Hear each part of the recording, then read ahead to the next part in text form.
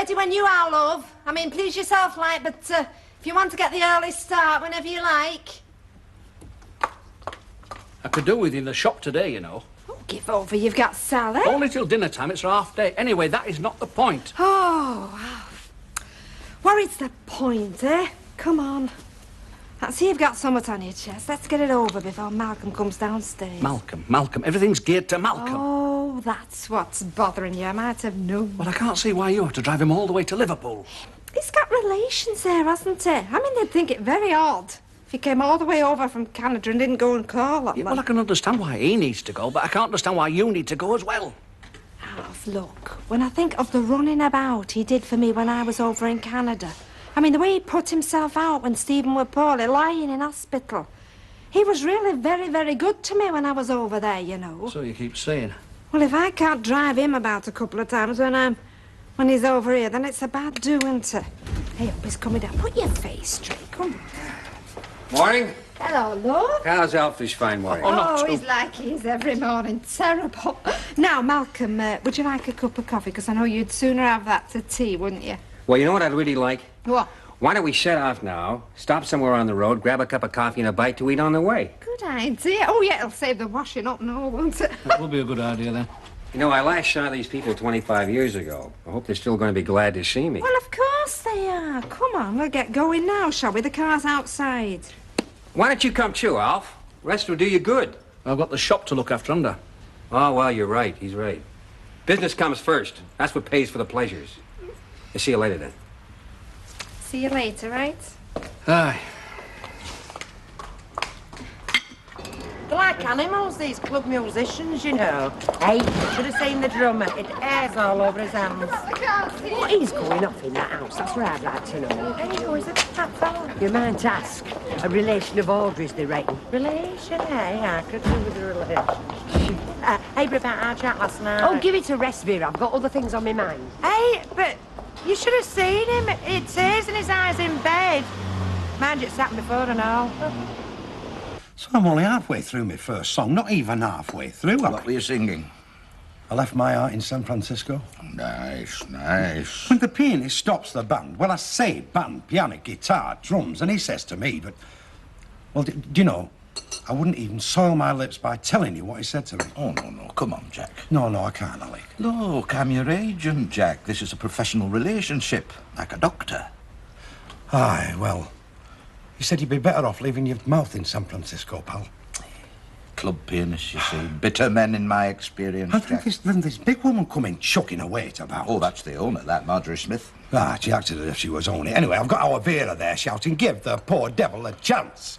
So, the upshot is she lets me sing another song. Oh, she's fair, is Marjorie. I'll give her that, very fair. Hard, mind you. Oh, I'll say she's hard. So, I starts again, don't I? I believe. Now, Alec, you've heard me sing that, haven't you? I have had people crying singing that, honestly. Anyway, so it gets to the bit where... Every time I hear anyone baby cry... She shouts out. If you're not out in a minute, I'm going to set my Alsatian on you. Mind you see, our Vera didn't help. I'm trying to reason with the woman, and she's trying to crack her with the handbag. No, but one thing you can say for your Vera, she's very loyal. Aye. So anyway, I don't mind telling you, Alec. It was a terrible experience all round. Well, these things happen, Jack. You know, that's show business. I'm just telling Jack here. A lot of your top stars have these nasty experiences when they're starting out, you know. Is that right? Oh, yes, Frank Sinatra. Singing waiter in a restaurant, he was. First time they heard him sing, they wouldn't let him wait on anymore. I never heard that. Of course you haven't. They hush these things up. Well, Jack, the cellar won't see to itself, will it? Aye. Anyway, Alec, I reckon they were definitely out of order, telling me to whistle for me money, so what do you think? Shall we take them to court or what? Well, I don't think so, Jack, seeing as it's 15 quid we're talking about, 3 of which is mine, by the way, for getting you the booking. But I tell you what, as you've had such a terrible knockback and me having a kind heart, I'll not insist on my 3 quid. Oh. Thanks, Alec. Don't mention it, Jack.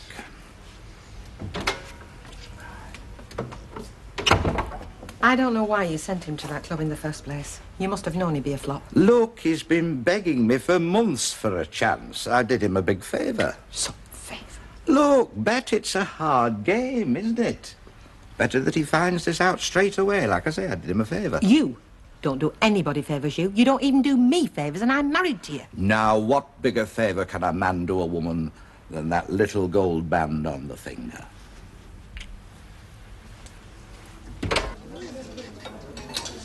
You know, I think this machine must be fixed. I don't know why you bother playing it, love. Well, I've got to do something, haven't I? I'm bored at my brain at the moment. Nice boyfriend, that's what you need. Do you know, I always thought you and young Martin made a good couple. He's a lovely lad. Martin? Yeah, he's all right. He's working for my dad now, you know. Oh, well, there you are. Nice and handy for you, isn't it? Well, no, not really. With me being the boss's daughter, you see. He'll just have to worship me from afar, nurse a hopeless passion. See ya. Story of my life. Oh, dear, I could open your eyes. Just a quiet word in your ear. I was in the shop just now, and your mother-in-law came in. Ivy? Yeah, well, you've not got another mother-in-law, have you? She was in to get the farm case of Baldwin's. Anyway, the thing is, she was asking about flipping Malcolm. Who is he? Why hasn't she been invited to meet him? You know what she's like? Yeah, what she's like. Yeah, well, you can imagine. So what did you say? Well, I said he was a brother-in-law that she married his sister. Good. Yeah, well, you might think it's good. I don't like all this lying and pretending. Look, please, Alf, the last thing I want is Ivy to find out I've got a brother.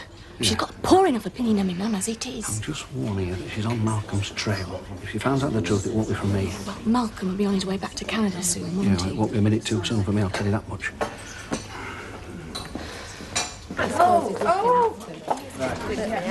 What you having? I'll have half an hour. Oh, hello, Brian. Hello, Mum.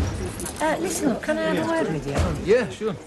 Give us 2 bottles of lager, hello. Hey, how are you feeling now? Have you got over it? What's this, Jack? Have you not been so well? Oh, I'm singing at old band club last night, it were.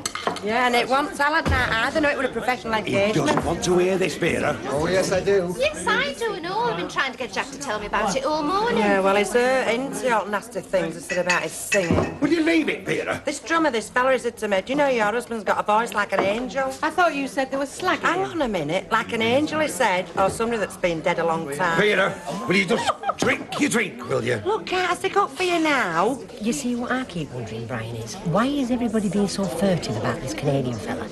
I mean, Alf more or less had him on a lead when he were in here. And then there was this dude that they had from at their house. Wasn't that much of a do, Mum. Oh, you and Gail were invited, but not me. Anyway, I went round to house, asked him straight out who he was. What do you say? Said he were Audrey's brother-in-law. Well, answer me this then, Brian. Where's his wife, Audrey's sister?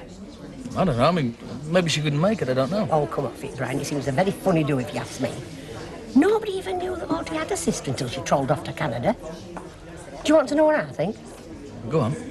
I think he's Audrey's fancy man. Oh, Mum. Don't talk about me. Now, look. If there's anything going on like that, Alf wouldn't have the bloke in the house now, would he? No. No, of course he wouldn't. Not if he knew. Mum, now leave it, all right? I'm just telling you, Mum, just leave it.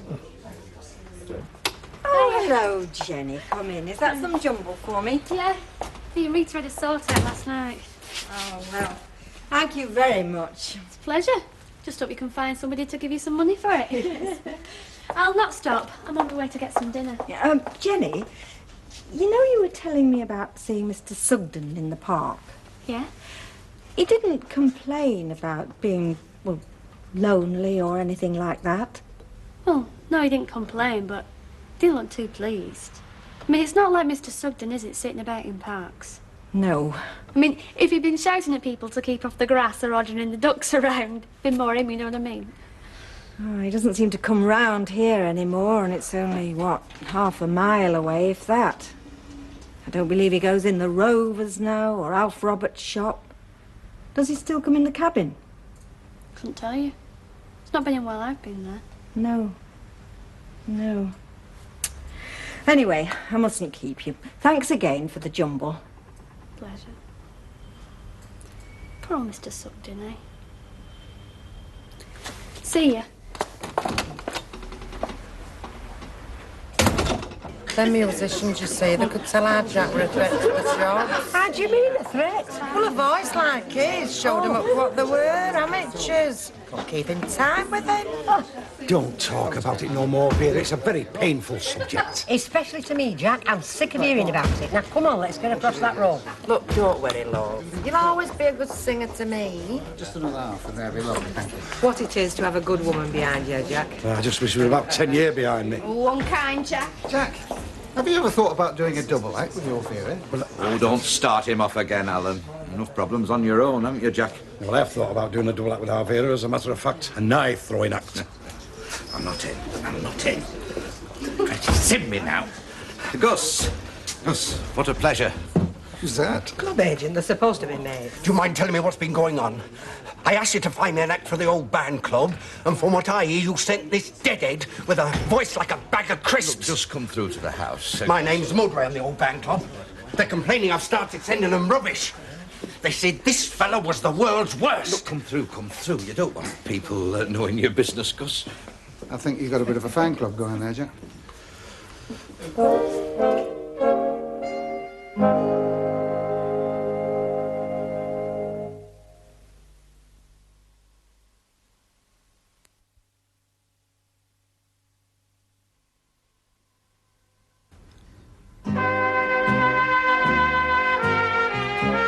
I don't want to drink. I want to know what you were playing at, sending this bum to the old band club. Gus, calm down. So one artiste goes down badly. It's not the end of the world, is it? I was in London with Marge Smith already, moaning about the act I get for her. Now with this deadhead, well, you've done me no good at all. Oh, come on, fair dues. When a mate comes crying to me because he's short of an artiste, I mean, these last-minute jobs aren't easy, you know.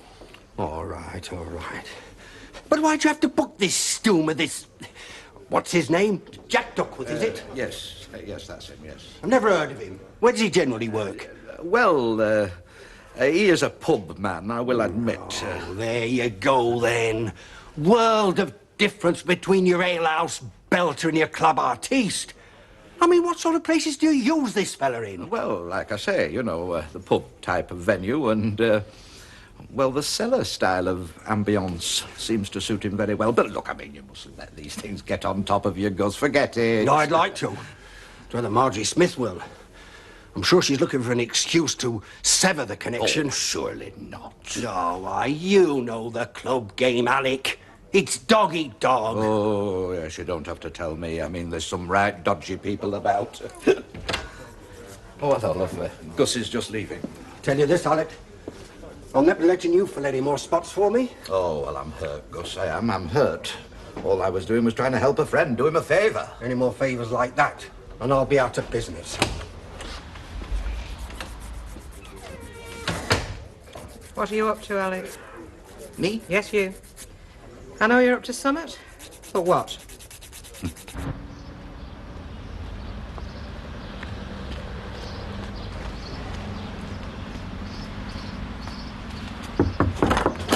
You little perisher! Oh, it's you, Mrs. Bishop. I thought it was those kids again. Come in, please. Thank you. It's not an inconvenient time to call, I hope, Mr. Sugden. No. Sit down, make yourself at home. The local children are making nuisances of themselves, are they? It's just one little gang of them. They think I've no better to do, go running after them and debate me.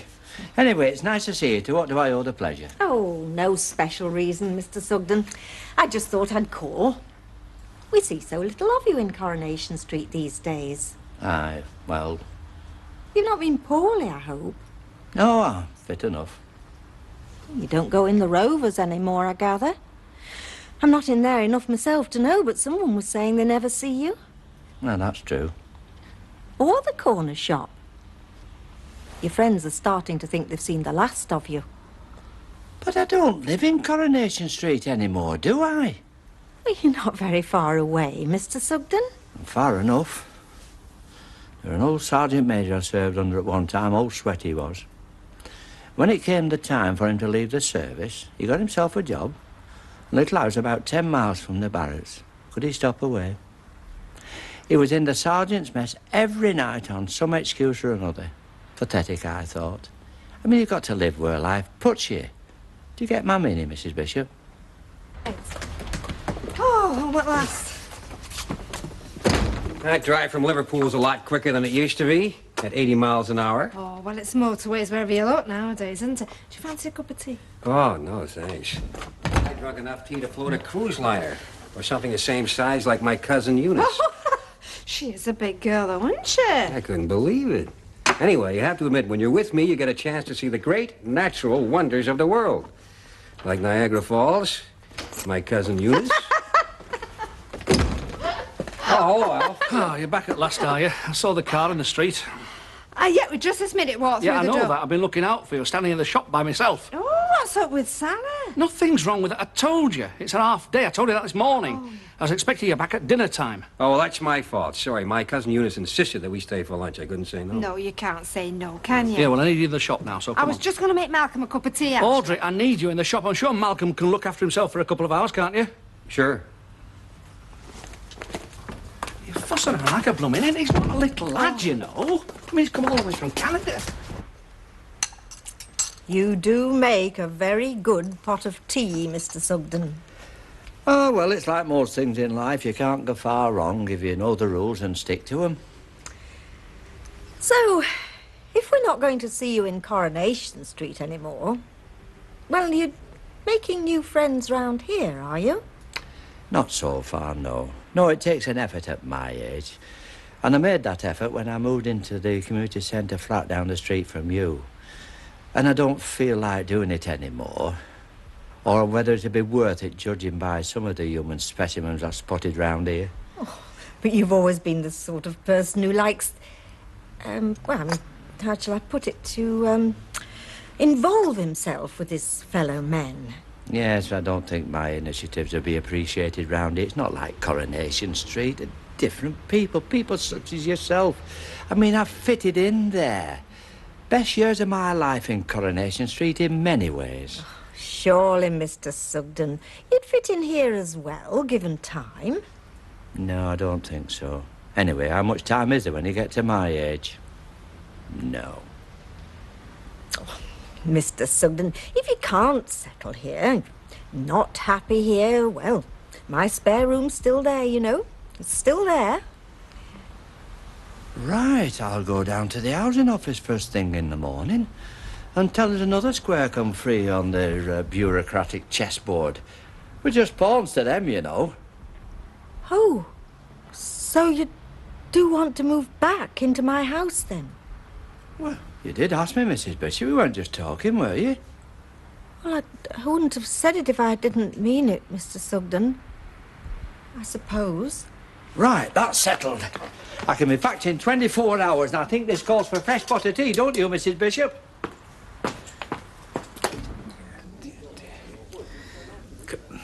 Come on, come on. The old band club. Oh, is Mrs. Smith there, please? Thanks. Marjorie, it's Alec Gilroy. Just thought I'd give you a tinkle. Why? Well, to be honest, love, I did hear the club was going through a very bad patch with artistes. Yes, I know there's never enough talent about, love. I mean, who should know that better than me? I have to find it, groom it, wipe its nose for it. Gus Ferris. Well, you know me, love. I never speak ill of the dead. Oh, yes. Well, now, you said that, not me. Yes, of course, I'd be happy to help, Marjorie. You've come to the right bloke. Tonight? Well, for you, I will drop everything. Hey, now then. Shall we say 8 o'clock? Right, then, I'll see you then. Oh, and Marjorie, thanks for ringing. What was all that about? Stop creeping about like that. My life insurance isn't that good, you know. What were you fixing up? Just a little bit of business. Could be very useful. Marjorie Smith at the old band club. She's a bit sick of Gus Ferris. He's been booking duff acts into the club. Apparently it came to a head last night when he sent her some right deadbeat who couldn't sing to save his life. Oh, dear. You cunning. Do you know, I knew you were up to something devious, but fancy using Jacko. Do you know what you are, Gilroy? You're a rat. Now, don't go knocking rats. I'm told they're wonderful providers. Well, look at your Frank Sinatra. He was singing Waiter, you know. I mean, got a lot of early setbacks, just like me. I wish you'd give it a rest, Jack. Yeah, put another record on. No, go on, love. I think it's interesting. No, they fired him first time he sang, you know. Kicked him out of his waiter's job and all. Well, you're in good company then. Well, that's what I thought. I thought, well, I can do worse than model myself on Frank, can't I? Oh, you can. A lot worse. Yeah, he's had a few wives in his time, hasn't he? Chuckle. I think you should model yourself on Tiny Tim. Please, Gloria. Oh, Ivy, can I get your drink? No, I've had enough, thanks, Alan. Oh, by the way, I'm going to watch it if you go into the corner shop.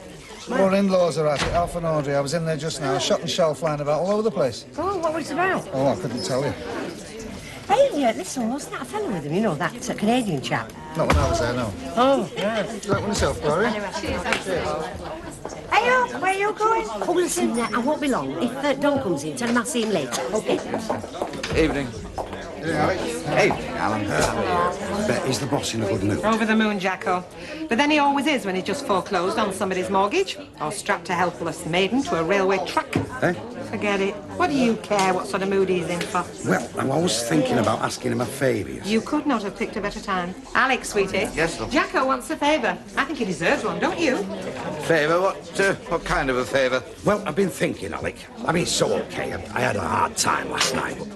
Nil desperando me. What's that supposed to mean? Well, I've been thinking of asking you to be my agent again and getting us another booking, you know. Jack, didn't you get the message last night at the old band club? Look, in this life, you've got to find out what you've got a bent for and stick to it. Now, we could do with a couple of crates of lager bringing up from the cellar. Yes. So I admit last night were nasty, but I've been thinking about what you said about Frank Sinatra. Now, he didn't let little setbacks like this bother him, did he? Oh, Jack, I was making that up about Frank Sinatra. Yes, cheering you up a bit, like, you know. Oh, dear, I see it was a big mistake. You see, it's always the same when I let me heart rule me head.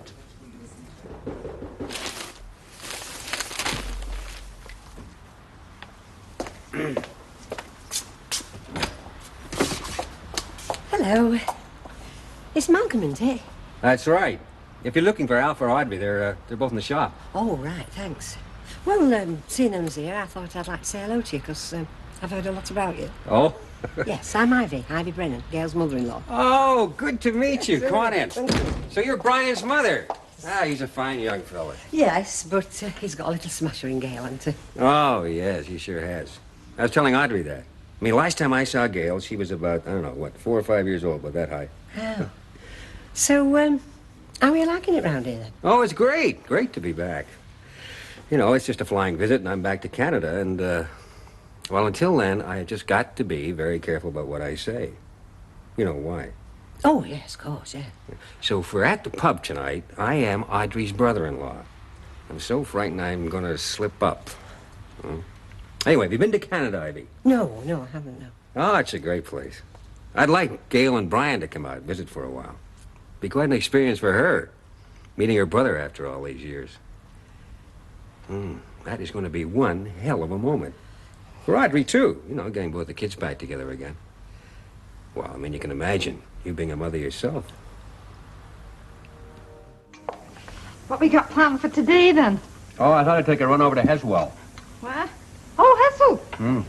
Oh. Look up a couple of cousins. What time we setting off? Well, and you think that's a very good idea? I mean, Alf was not too pleased about you coming with me yesterday, No, well, that's 'cause Sally were off. What time were you thinking of going? Sooner the better. Find a little pub along the way. Oh, yeah. I've just had Kevin in. Sally's gone down with flu now. Oh, poor kid, I'm sorry. You're not more sorry than I am, believe me. So soon you can get down there, eh? Me? Well, there's nobody else to help us, is there? But I were planning to go to the Wirral with Malcolm. Well, Malcolm will just have to find his own way, won't he? Anyway, I can't stop. I've dropped the latch when I came out. Soon as you can, Yes. eh? Oh, I'm sorry, love. Well, I don't have to go right now. Maybe you can get a couple of hours off this afternoon. Oh, pigs might fly, I know. Blooming heck, Vera, you're an early bird, aren't you? Oh, sure. Yeah, I believe you're trying to get in touch with us last night. Yes, I did try ringing, but your babysitter said you were out. Yeah, we've gone to take pictures. So what's the problem? No problem. In fact, I doubt if it would even be important. Well, not to you, anyway. It wasn't. The fact that I know why Audrey went to Canada, Brian, And no fairy stories this time. I got to know the real reason. I see. So who told you? Malcolm did. Well, he let it slip more like. You see, he assumed, Brian, that I knew why she went airing off to Canada in such a hurry, and the fact she got that lad over there. He assumed that I knew because he thought I was family. Just shows how wrong he was, doesn't it? All right, Mum, so he didn't tell you. You told me a pack of lies, Brian.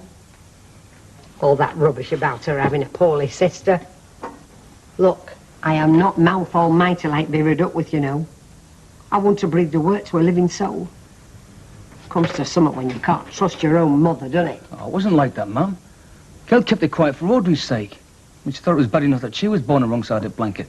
I mean, if folk knew that Audrey had a son and all, I mean, what would they reckon to her then, eh? Well, it just shows how far off at mark she was, doesn't it? I mean, I've heard of people making a mistake, but she seems to have made a career of it. There you go. Gail was right, wasn't she? Eh? That's exactly why she didn't tell you, because she knew you'd take it. Just go wading in with all guns blazing. I mean, that's all she needed. It was a big shock to her as well, you know, Mum.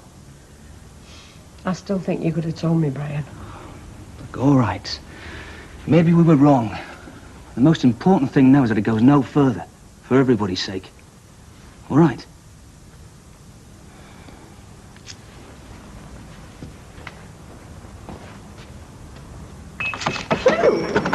Yes, poor kid. Oh, I am sorry. I missed her as soon as I came in. Then it makes all the difference to be greeted by a smiling face in the morning, doesn't it? Not very much.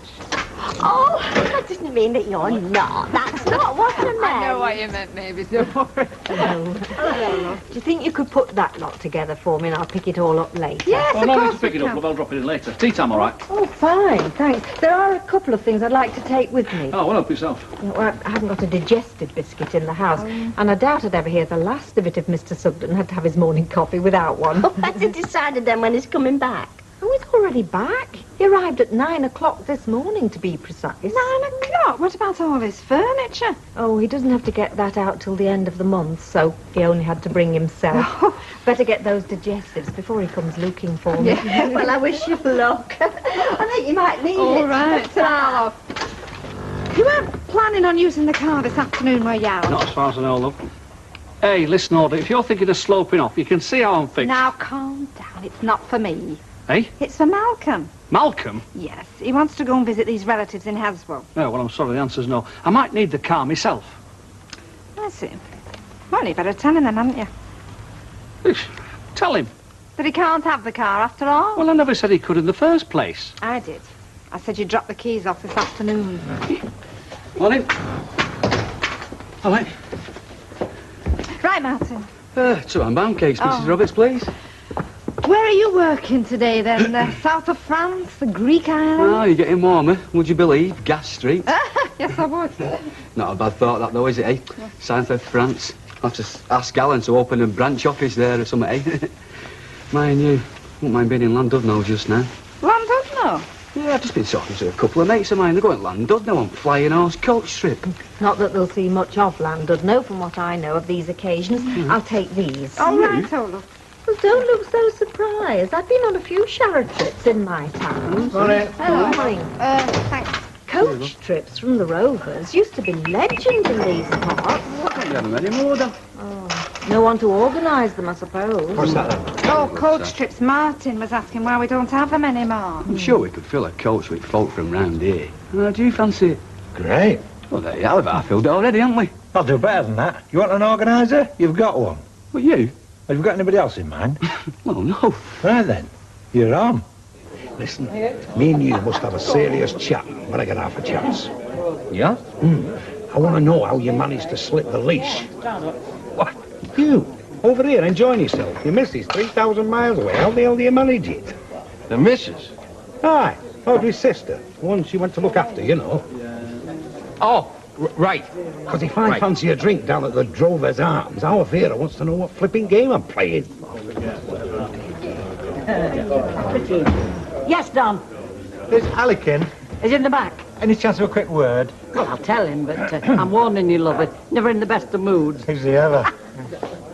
No, the folk round here don't see it that way. They don't see it that way at all. Really? No, they reckon it was my idea to move back in with Mrs. Bishop. Which, of course, it wasn't. Absolutely the opposite. No, I mean, she'd had a man about the house, hadn't she? A mature man, so there's bound to be things she's going to miss. Oh, really? Oh, especially at night. And what kind of things would they be then? Well, I would have thought that's obvious. You know, companionship, conversation, a soulmate to share a burden and lighten a load. Oh, yes, it's obvious why she wanted me back. Anyway, I better be off. I don't want to be late on parade on my first day back, now do I? Here we go. I'll see you then. Bye. See you, Percy. You wanted me? Yeah, I want a bit of help with this little trip that I'm arranging. Trip? What trip? It's a coach trip to Blackpool. What's this in aid of? Well, it just seemed like a good idea. A good idea? A coach trip to Blackpool?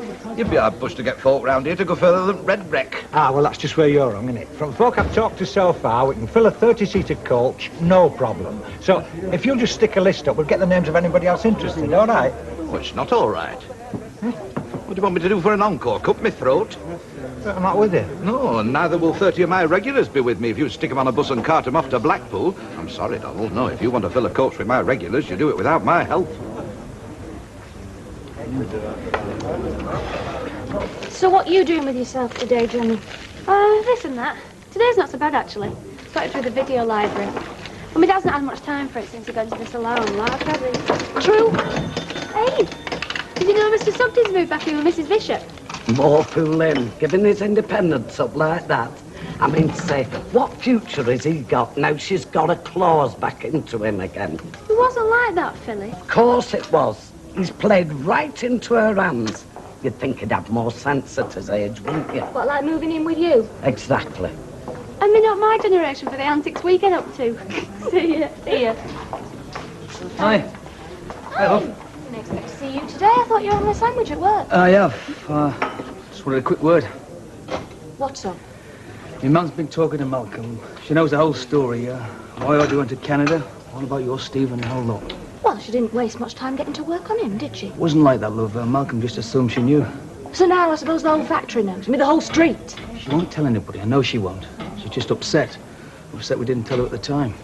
We didn't tell her, Brian, because it's none of her business. And as far as I'm concerned, it still isn't. Yeah, I think that's a great idea, a coach trip to Blackpool. You are going, I take it? Of course I'm going. Right, same again. No, I don't want no more, I've had enough. Hey, Jack, stick us one in there, love. Wow. Hey, have you put our names down for this Blackpool trip? No, I haven't. No. Well, don't you reckon you ought to, while there's still room? Well, we'll do when I get the chance. Oh, don't bother, I'll do it myself. Mr. Gilroy, Yes, Vera. stick our names down on that list. Do you know me now, Jack? List? What list would that be? Trip to Blackpool. Oh, you want the organiser, Mr. Brennan. Well, I thought you'd have had a list up in here. You've always had one in past. You thought wrong then, didn't you, Vera? Oh, you're not doing yourself any favours, you know. Eh? Well, of course, I mean, if you don't want the coach picking up here and dropping off here a couple of hours before closing time... A couple of hours? Well, that's the way it's always been. But then, of course, I mean, if you don't want the trade, I mean, I shouldn't think Don will have any bother finding the landlord as does. You and your Jack, I think you said, Vera. Yeah, that's right. Yeah, so just leave it to me. He seems a nice enough bloke, is Malcolm. Oh, yes, yeah. What line's he in then? The same as ours, at least he started that way, and he wrote, he's got 3 supermarkets. Hi, Kev. Yeah, what you want? Just half, please, love. And how's the invalid then? She'll live, I reckon. Feeling pretty sorry for herself at the moment, now. Right, there you go, love. Oh, lovely. Cheers. And you're awesome. I was with Vera, that's if ever she comes back. Don't mind if I take the weight off my feet. They've hardly touched the grounds all morning. Do you know, I've been stuck behind that counter since the crack of dawn, or it seems that way, any road. I was planning to go to the Wirral with Malcolm to visit some of his relatives. Well, our relatives, I suppose I should have said. That's with Malcolm being married to your sister, like? Right. That's the one you went to Canada to look after? Right. Wrong. Huh? There was no sister, Audrey. I know exactly why you went to Canada and who you went to look after. So you can stop lying to me.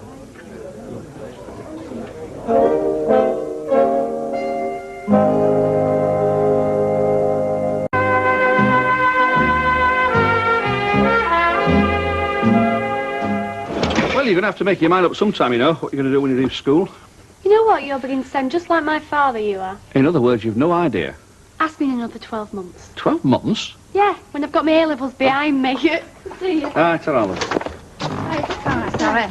You don't need to rush back. Stop in the Rovers, could I not, with that Abby Tilsley there? Harvey Tilsley, why? What's she been up to? She knows, Alf.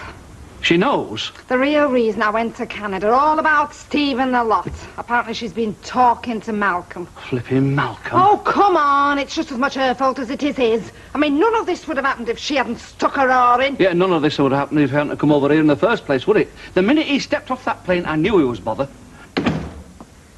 What are you doing here? I thought you were going to Rovers with girls. I did, but I went and bumped into Audrey, didn't I? Oh, love, I had to go and open my big fat mouth, didn't I? Tell her I knew why she went to Canada, all about this lad of hers. She gave me a right mouthful. She'd have been none of my business. She'd made me feel about that big. Love, I have to ask you, why should I feel bad when I've done nothing to be ashamed of? I mean, if only they'd have trusted me in first place. Yeah, I know, love, but be honest. If you were in Gail's position, would you want to go shouting it from the rooftops that your mum had had 2 kids on the wrong side of blanket? I mean, what does that make Audrey? That's what Brian said. Yeah, well, your Brian happens to be right. When you think about it, I mean, it's no wonder they're flaming touchy. Oh, that'll be Vera, wouldn't it, where I disappeared to. I had to talk to somebody, love. Yeah, I know. Now, just forget about it, all right? Yeah, OK. Yeah, see you tonight. See you tonight, lovey. Thanks. Oh, how you done? Look, don't you see enough of him as it is without nipping home at dinner? 1 minute you're there, next minute you're gone. Talk about whip it quick, All right, Vera, give it a rest. Well... Afternoon, ladies. Is Mr. Brennan at home by any chance? Yeah, come in, Percy. Oh, thank you very much. Yes, Percy. I'm glad I've caught you. Now, it's come to my notice that you're planning a coach trip to Blackpool. And you want to put your name down? I already have. Eh? At the Rovers, Mr. Gilroy started the list. Ah, he has, is he? Well, he's changed his tune a bit, hasn't he? Eh? Ah, never mind. What can I do for you, Percy? Well, first of all, I would like to congratulate you on the initiative you've shown coming up with the idea in the first place. I mean, I'm all in favour with any activity that fosters the community spirit. Thank you very much, Percy.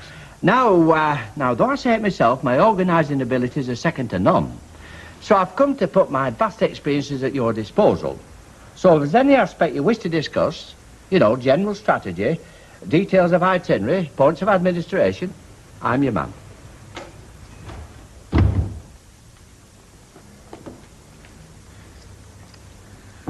Oh, it's you, Al. Yeah, that's right. I believe you want these. Oh, yeah, thanks. I guess there's no chance of Audrey coming with me, is there? Oh, no chance. That's what I thought. Oh, Alf, look, there's something I wanted to mention to you. Oh, yeah? Well, it's just that since I've been here, you and Audrey have been so good to me. I'd like to do something. I think you've done enough already. What? Oh, forget it. Well, I was about to say, to show my appreciation. Now, look, you know this Blackpool trip? Yeah, what about it? I'm going to book us on it. The 3 of us. You, Audrey, and me will have a day to remember. Oh, now, hang on. Now, look, Alf, it won't cost you a penny. I'll pick up the tab for the whole thing. Yeah, well, I'm sorry, Malcolm. There's no way I can take a day off to go to Blackpool. Not with all the stock taking due. Now, if you'll excuse me, I've got to get back. Hey! Brian said he won't be long. He's just going to put the kids up. Oh, talk, Kevin. You've put those pies to one side for us. 2 meat and potato pies, a pile of mushy peas, and a mountain of chips. Does that sound about right? Dead right. What's all this in here, Deb? Has that lass of yours left you? Yeah, she's got a flu bug, hasn't she? Her stomach would turn inside out if we went home frying up. Yeah, I was just the same. What, when you had flu? No, when I was expecting Nicky. She's not expecting. She's got the flu, and that's definite. How come everyone I mentioned it to today jumped to the same conclusion? Ah, well, don't we want cheering up a bit round here? Yeah, well, I'm sorry to disappoint you. You'll have to think of something else. Ta-ra. Ta-ra, Kevin. You are wicked. You can talk. Not so keen to go home tonight, then. I can't say I'm surprised. Can you change the flipping record, woman? No, I haven't finished with you yet. Look, if it's about Mrs. Bishop... It isn't. It's about trip to Blackpool. I'm putting my name down. Well, I can't stop you. Hey, I could do it to company, though. Well, don't look at me. I've not forgot the last trip we had when you and me got left in Southport. Oh, I'll never forget that train journey. Just you and me. Do you know, I still dream about it. Well, fortunately, I don't. I've been sleeping quite well lately, so if you don't mind, I've got to be off. I'll save a seat for you next to me, love. Here we go. Hiya. Hi, person. Can I play on the game? Yeah, all right, but just one go, okay? Okay. And don't break the machine this time. There you go. Hiya. Hello. Are you fit then? Yeah. Look at this. Have you been a good girl? Have you had your Polly? Hey, she's always a good girl, aren't you, lovey? Hey? Have you seen that mum this afternoon? No, that's something I can well do without for a couple of days. Thank you very much. I'll let the dust settle. You're going to have to face up to her sooner or later, you know. I know. I also know who's the big bad wolf in all this. She knows it was me who told her she had to be told the truth. Hello, that little darling. Hello, pet. I'm going now, love. Ta-ra, Phyllis. Good night, love. Good night, Nicky, pet. Good night. Hey, you. Come on, enough of that. Can we go to the park? No, we're going to Granny Audrey's for tea. Can we go to the park first? No. Get them in the van, will you? I'll just finish off here. Come on, all aboard then. Gail, if we do happen to bump into Mum, just try and look at it from her point of view, eh? More coffee? Eh? Do you want some more coffee, or can I start to clear away now? No, thanks, love. Ooh, I was miles away then. No, you weren't. You're at the other end of the street. Yes. And I still think they could have trusted me. Look, love, for what it's worth, so do I. But it's all history now, isn't it? I mean, it's not going to change the course of our lives, is it? No, you're right. Right. So let's forget all about it, eh? Do you know what's been the best thing to come out of all this business? Go on. Having you here. Me? Yeah, you. Somebody to listen to me, talk to me, share my problems with. I don't know what I'd have done if you hadn't been here, love. I mean, I can't tell Vera, and I can hardly turn to our Brian, can I? Thanks, love. Don't be daft. What do you think we got married for? Oh, what did we get married for? Among other things. I tell you what, why don't we put our glad rags on and go out on the town? No, love, if it's all right with you, I'd rather have a quiet night in and put my feet up. That's what I just said. A quiet night in, just the two of us. And anybody who mentions Audrey, Gail or Brian gets her tongue cut out. Thank you very much. Oh. Don't worry, I'll get it. Hiya. Hey, I just wanted a quiet word about this Blackpool trip, you know. What about it? Well, seating arrangements. I just thought maybe best mate of the organiser's missus should have the odd perk. Don't worry, Vera. I'll see that you get a good seat next to your Jack. Oh, no, that's not the point. I mean, look, I don't want to sit next to our Jack, do I? Especially on way back when he's been ill all day. All right, Vera. Well, I just wanted to catch you, before I went down to Rover's, have a quiet word. Right, well, you did. Yeah. So what time will we be down then? No, we're not going to Rover's tonight, love. We're having a quiet night in. That's right. So I'll see you in the morning, shall I? OK? Do you know that's a great idea? What is? Well, having a quiet night in. Me and our Jack, we didn't really want to go to Rover's, you know, so I'll tell you what, I'll send him out for a couple of cans and then we'll be straight round. Eh? Straight round, dear? Yeah, then we can all have a quiet night in together. Yippee! See ya! Oh! I suppose Brian's right. I mean, if I'd have been in Ivy's shoes, I'd have felt just the same. Can I go and see Granny Ivy? The slay walls have ears, little lads have bigger ones. Not just now, love, you know, 'cause she's busy. Why don't you go and play outside now? There's one of your balls under the sink. You left it here before. Go on. Okay. Yeah, and mind the windows. Oh. I will. Do you know, you forget how quickly they grow up, don't you? You do. And that was as sharp as a tack. Well, here's a little lady who won't be telling any tales, will you, my love? Go on, give us a cuddle. I still think if Ivy Tilsey kept her nose out of other people's business, we'd be a lot better off. Yeah. If Malcolm hadn't turned up again, she wouldn't have bothered again. Not that she believed that poorly sister story for 1 minute. Oh, I see. So it's all Malcolm's fault now, is it? I never said that. I just said Malcolm turning up hasn't helped. Come to think of it, why did he turn up the way he did? I mean, why didn't he bring Stephen with him? Oh, come on. Stephen couldn't get time off, could he? Not just now. I mean, not after all the time off he had when he were poorly. So why has Malcolm come? Oh, well, there's no law against it, is there? I mean, it's just to come to look up one or two relatives, hasn't it? Well, I still don't see why he has to come home in on you. Oh, for heaven's sake, Gail, look, all I did was offer to put the fella up while he was over here. I mean, that's the least I could do after all he did for me in Canada.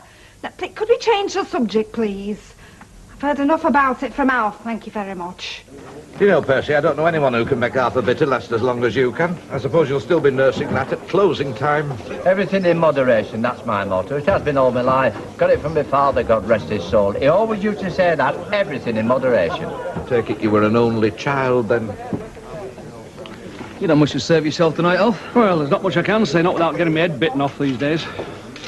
Look, mate, if If Malcolm was bothering you that much, why don't you suggest he moves into a hotel or something? Well, he was supposed to, aye. That still Aldrich stuck a four-penny thing. She reckons that the owes her something for Canada. So you stuck with it? Well, looks like it, aye. When's he going back? Oh, you tell me. Hello, ladies. I see you've got your name down for this coach trip. Yes, yes, we have. Well, I'd like to take this opportunity of clarifying my position. Your position? Yes, well, Don Brennan may be in charge of the overall strategy, but me as his number two, I'm in charge of general administration, and in short, to make sure everything runs like clockwork. Now, about the itinerary, I'm sure you've got one or two thoughts on the matter. Same again? No. Well, go on. I'll just have half. I better get off then. 2 hours, please, Glory. Right, then. You two not on the coach trip, then? Well, not as yet, but I'm sure at some point I'll be getting my arm twisted. What about you, Alf? Are you going? No chance. I'm up to the eyes in stock taking. We both are. Both Audrey and me. Oh, I reckon it's going to be news to her. Dave? Well, she's down to go on the Blackpool trip, isn't she? Malcolm come in and put both the names down just before closing this afternoon. Yes, who have we got driving? Do me a favour. Don't send that clown Eddie, will you? Don't surprise me. Dennis?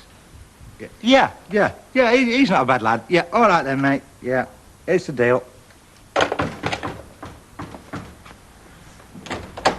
Hello, Batman. Are you going to be my oppo today, then? Very good of you, Don. Nah, it's not going to be at all. I'm glad to have him along. Computer software's not a hell of a lot of company. Why don't we send it by post? Oh, these high flyers, they haven't got a minute to waste. They'd probably take the cellular phones with them into flipping loo. I should grumble. It's a nice little earner for a poverty-struck cabbie. Where's Ivy? Yeah, she's making beds, but look, don't you two start, eh? I've just cooled her down. I'm not starting. Brian said she was more than miffed at not being told the truth about me mum. Well, can you blame her? As she sees it, you didn't trust her. It wasn't like that at all. Look, like I said to her, it's all water under the bridge. Best thing we can do now is forget it, eh, Batman? Forget what? Nothing. Hey, I hope you're going to be a good lad in Liverpool. I don't want to hear you being a pest. Give over, there'll be no bother, will ya? Hey, don't mothers worry. Yeah. Can I ride in front? No, but I'll tell you what, we'll have hamburgers and chips as soon as we get there. How will that suit you? Morning, Ivy. Hello, Trichy, how are you? Hello. Ivy, I'm sorry if you're upset about, you know what. Well, I don't appreciate being made to look a fool and a liar. Who's been telling lies? Nobody you know. We just did what we thought was best at the time. What you thought were best. Our Brian just went along with it, didn't he? Hey, listen, enough, finish. We've got more important things to talk about, like what we're going to do in Blackpool, eh, Nick? Blackpool? I thought we were going to Liverpool. Ah, that's today and that's work.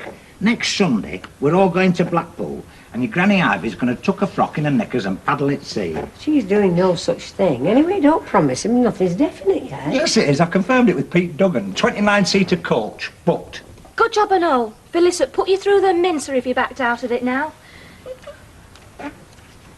She's counting on the ozone to do wonders for her love life. What's a love life? And don't say nothing.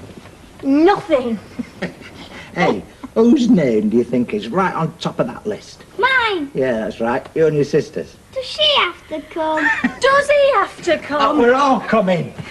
Pleasure Beach, Central Pier, Stanley Park. We're going to do the lot, kid. I'll tell you, this family is going to have a ball. It's not taking a liberty at all. He asked you if you wanted to go. You said no. Yeah, so as soon as you'll go anyway. Why not? I'm a big girl now, you know. I do go out on my own. Well, you won't be on your own, though, will you? He'll be with you. Oh, plus half the Rovers clientele, plus my own daughter, plus my Look, he had no right to put your name down without asking please, first. It's not worth making a song and dance about, honestly. I mean, come on, Malcolm meant you no harm. You can still change your mind and go with us. Come on, say I yes. told you, I've got work to do. On a flipping Sunday. All right, tell me a better day to do stock taking. Does it have to be this Sunday? Yes. Even if it puts me in an impossible situation? It's not an impossible situation. Oh, come on. If I don't go, I upset Malcolm. If I do go, I upset you. Yeah. So it boils down to who you're bothered about upsetting most, doesn't it? Do you really not want me to go? Well, it's down to you, isn't it? Anyway, I've got to open the shop up. I don't suppose Sally will be for the next couple of days either. Oh, lovey, if she's still poorly, you know I'll come and give you another hand. You know that, don't you? Lovely day. For some. Is he always that chirpy first thing in the morning? Oh, he's upset. You shouldn't have put my name on that list, you know, without asking us. Well, I did. I asked you both. When Al said he couldn't come, I didn't think he'd have any objection to you having the day, huh? Yeah, no, well, he's not happy about it. He can be a silly old thing at times. Oh, I'm sorry, love, I'll have to say no. He doesn't deserve you. Oh, Malcolm, come on. I'm no paragon. I've given him a lot of aggro in the past, believe me. Look, Audrey, No, it's not worth making a lot of fuss over, really. Audrey, Please, leave it, right? Just for me. So, what's your programme for today, then? Oh, yes, I shall certainly be going. It's got very happy memories for me as Blackpool. It's where I met Norris. Who's Norris? Oh, one of Mavis's many admirers, eh, Mavis? You make it sound like I've got hundreds. Thought you had? No, there aren't any. Well, not currently. You're a bit of a pass then, have you? Funny, you'd never think it to look at you. Anyway, where is Norris now? Oh, just ships that pass in the night. Oh, one night Sunday, a typical holiday romance. It so certainly was not. It just wasn't meant to be.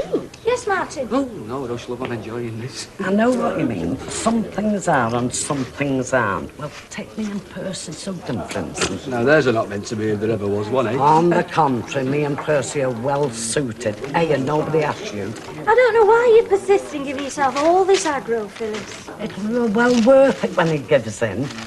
To realise, though, entwined our two destinies are. Oh, what? Hey, are you going on that trip to Blackpool? Yeah, of course I am. I'm just trying to find myself a day. Well, you'll see a different fella when he's out of the street. Hey, he was a right little devil he was at Southport. You know, the sea air's a wonderful aphrodisiac, isn't it? I'm definitely going to find myself a date then. And what about Emily Bishop? Oh, no, she's too mature for me. I meant as far as Percy's attentions are concerned. She's only his landlady.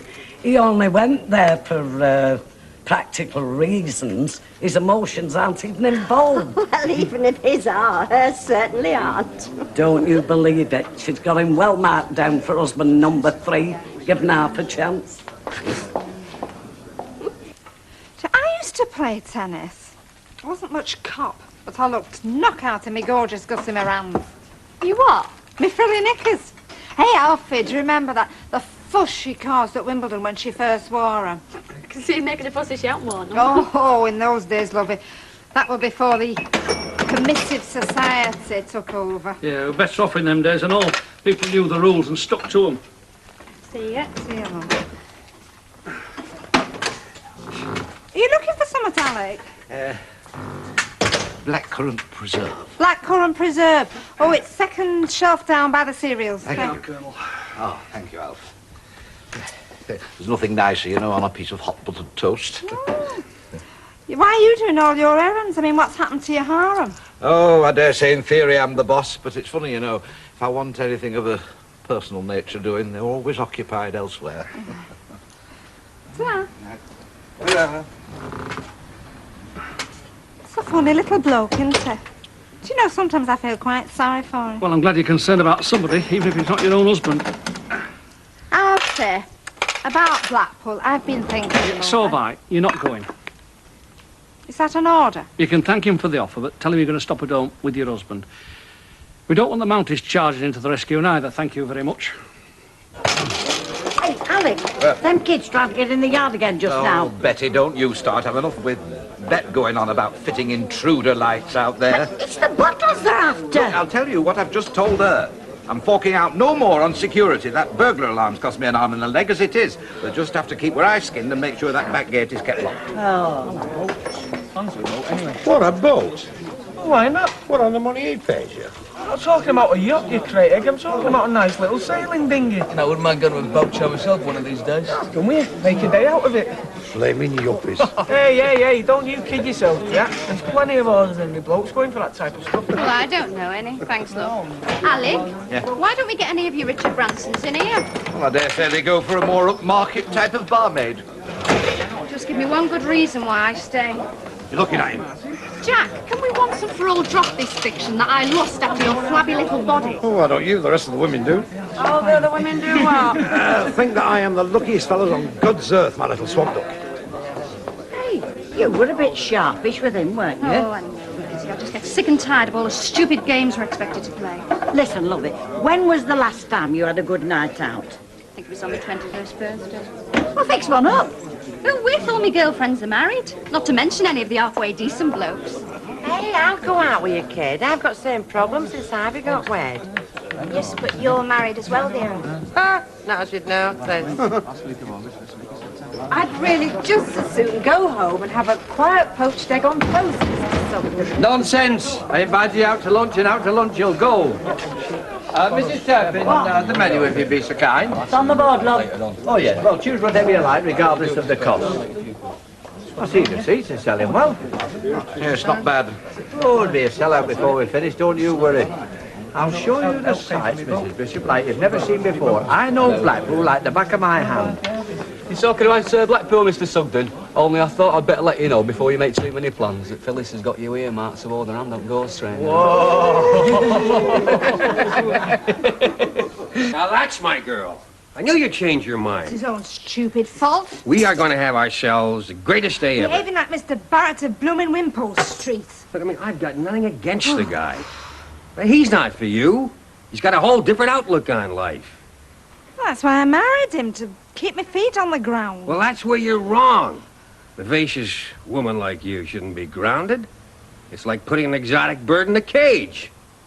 Oh, an exotic bird now, am I? Yeah, you remember? Remember that fun we had in Canada? The laughs? Oh, when Huh? Stephen were on the mend. Yes, Eh? we did, didn't Not, we? not planning anything. Doing what we wanted to do as and when. What the hell? Now that's how life should be for you, Audrey. And that's the way it could be.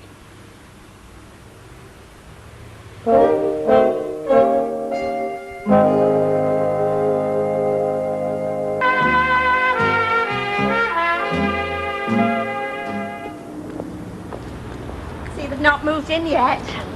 Who's that? But they're your successors. Flat's still empty, I see. Well, if you ask me, that compulsory retirement business, it were all a tale just to get shut of me. I knew it all along. I could have still been in there as snug as a bug in a rug if anybody'd have listened to me. Instead of lumbering poor Emily. Never mind, on the best side of it, Mrs. Bishop at least has had a bit of company. And that's what she was sorely missing, a proper friendship. Well, I don't think that's entirely true, Mr. Sugden. Emily and me have always done a lot together. I mean, we're looking forward to this outing on Sunday, for instance. Ah, yes, Sunday. Well, you'll have to excuse me. I'm off to make a very important phone call. I see. So that's it. You've made up your mind. Oh, Alfie, it's only a day trip. I mean, the kids will be there. Everybody will be there. You could be there if you weren't being so damn pig-headed. I mean, where's the harm in that? I'll tell you where the harm is. He'll be there, Oh. smarming round you, showing off. Oh, hello. I've just been talking to Mr. Sugden about Sunday, and I'm just beginning to get quite excited about it. Of course, Blackpool does have some very special memories for me. I mean, it's funny, I suppose some people might find it quite vulgar on the surface, but, you know, it really can be rather romantic. I mean, you can get quite carried away. I know I did.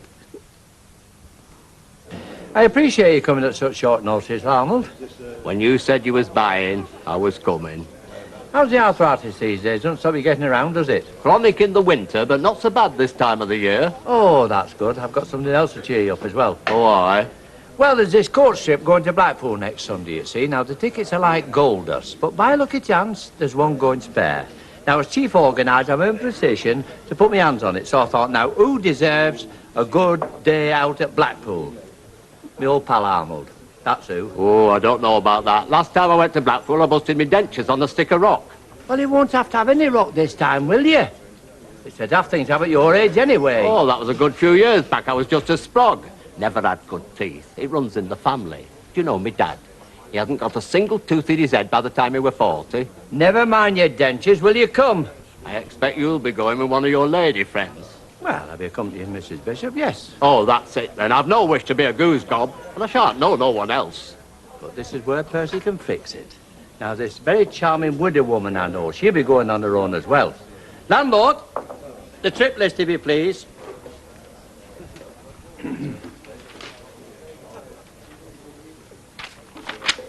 Thank you.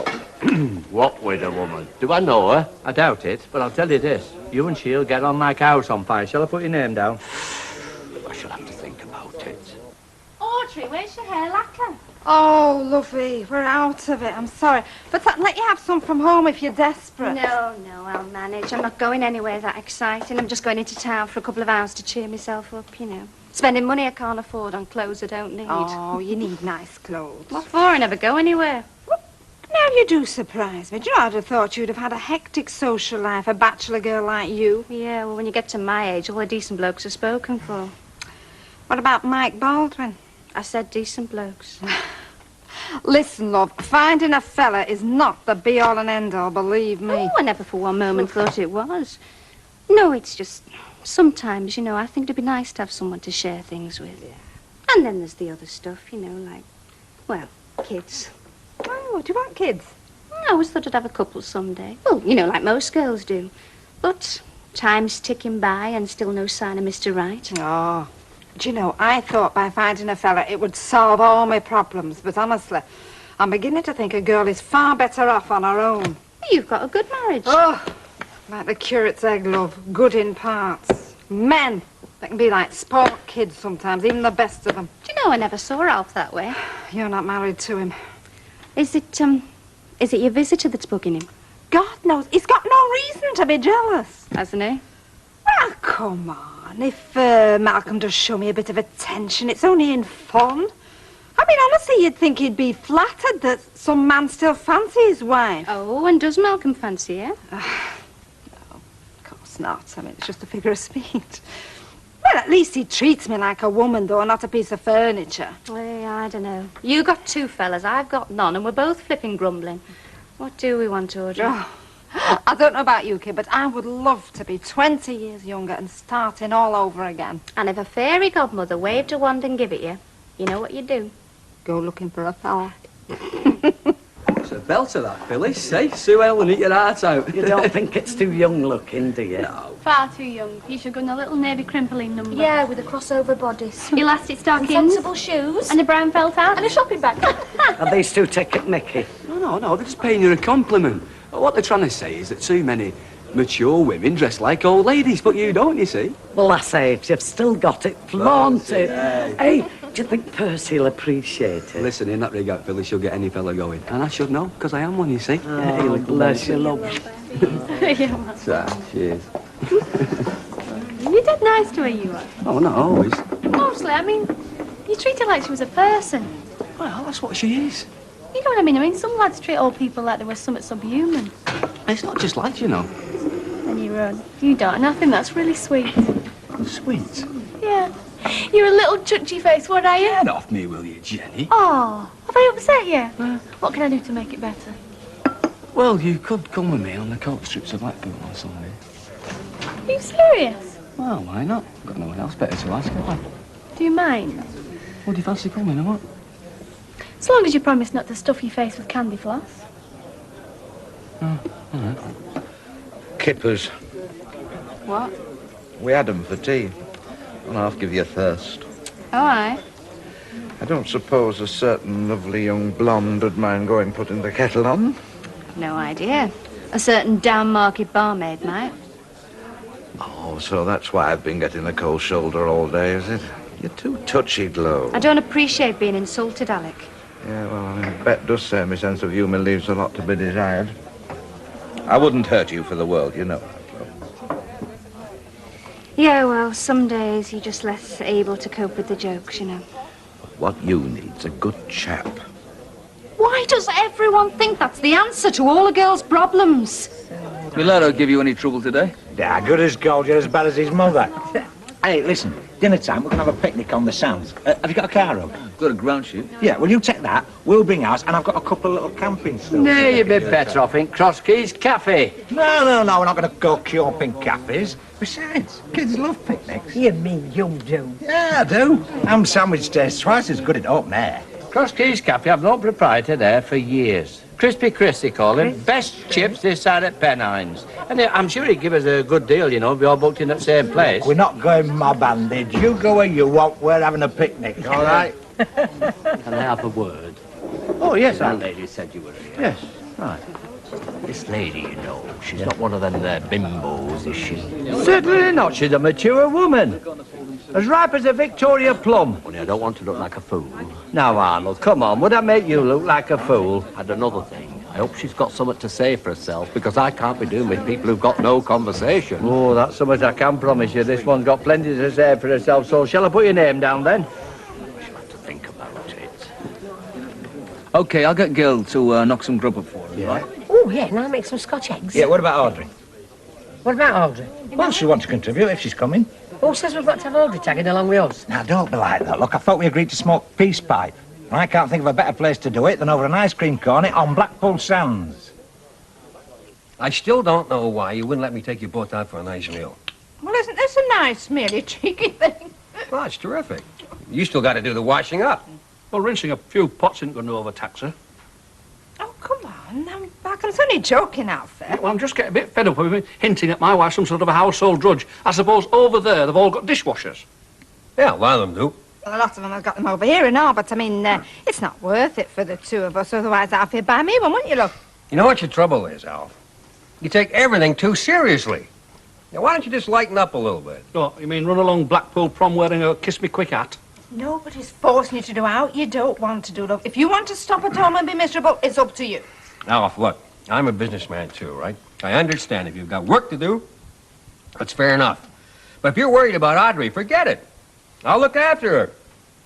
Won't be as, the same thing as Niagara Falls, but we'll give it a good try, won't we? See? I tell you, she's a fine figure of a woman. Now, I wasn't already fixed up an escort myself.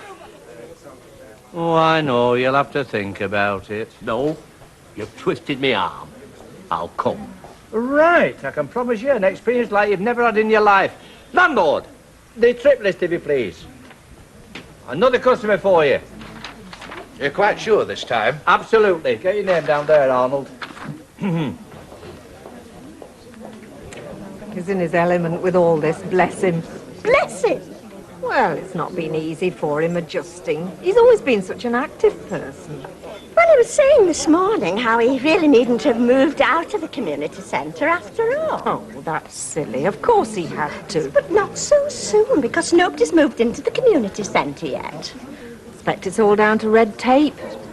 Well, don't you mind? I mean, you needn't have been imposed upon. Suppose I'm another one that's had to adjust. I suppose then you're going to spend all day with him in Blackpool as well, are you? Seeing as you're getting so pally. Well, dare say we'll meet up from time to time. I've no intention of spending the whole day arm in arm with Mr. Sugden, if that's what's worrying you. I'm not worried. I'm perfectly capable of making my own amusements. Perfectly. Might even meet another Norris. Hey, I say, have we got that Blackpool list? It's over there, and anyone else who clicks their fingers on landlord's mail, get it wrapped round their ear hole. Never mind all that. Just pass it over here, will you? What's that for? I'm putting my name down. I've decided I'm going. Oh, sorry, Shun, there's no seats. Old Humperdinck there's beating you to the last one. Come on then, girls. Hiya. Margaret. Good morning. Morning, Donald. You can go now. The important folk are here. Go on, then. Get on, then. I am. Hey, we're not sitting at the back. Hey, up, Ivy, have you got that crate of brown ales under that seat? No, I have not. Oh, Eddie-o. Do you know? See, I told you we were early. So it makes a nice change, doesn't it, instead of being last all his lives? Giving church a miss, are you? Or are you going to go when you get there? I've just been there. I went to 8 o'clock mass. Best that, innit? Get it out that way. Then you can enjoy yourself.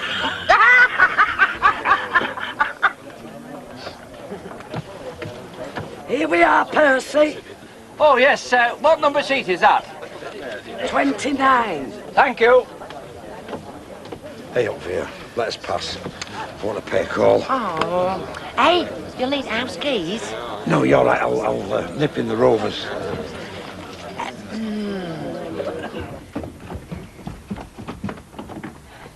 All right. Now, I'm not sure what time we'll be back then. No, well, you won't, will you? Oh, look, I'll not go if you don't want me to. Well, what's it got to do with me? Look, you booked your tickets, haven't you? So you're going, aren't you? Not if it's going to leave you here feeling sorry for yourself. And how do you work that out? Look, have I said anything? I'm just sitting here reading my paper. You don't have to say it. You just go and enjoy yourself. Oh. Don't worry about me. Just go and enjoy yourselves. That's exactly what we intend to do. Now, Alf, I'll take good care of her. Now, stop worrying about anything. About time we went, isn't it? Oh, right. Ta-ra, then. Bye, Alf. Don't do anything we wouldn't do. Here, put it in your mouth and let it dissolve. What's it for? Stop them getting coach sick. You don't get coach sick, do you, girlie? Only when I ride in them. This is me, I think. I'm sorry, I'm saving the seat for somebody. Oh, only I was told seat 29, next to Mrs. Pierce. Oh, I'm Mrs. Pierce. It was Percy Sugden has said. He was quite specific about it. Oh, he were he? Well, you'd better come and sit yourself down, hadn't you, look? Well, no, not if you're saving it for somebody else. I'm not. Not anymore. I'm hoping she'll fall asleep once the bus gets moving. Well, I'll take her if you want a break. Oh, so you two ladies in together then? Is there any reason why we shouldn't? No. I'll be behind. It won't be far away. Is there anybody sitting there, Mrs. Tilsley?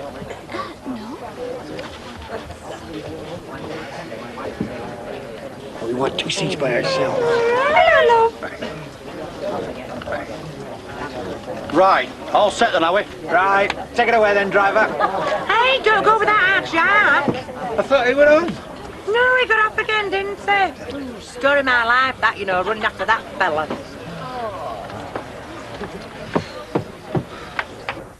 I'd give me iron teeth for a day at Blackpool. But our Jason's just at that age where he don't want to go anywhere with his man.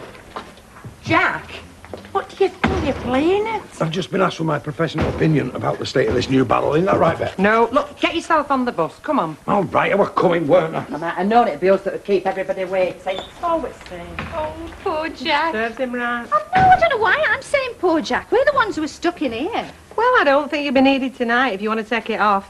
Alec will be back soon. I can't see there being that much of a rush. No, I suppose so. Mind you, it's a bit short notice now to arrange anything.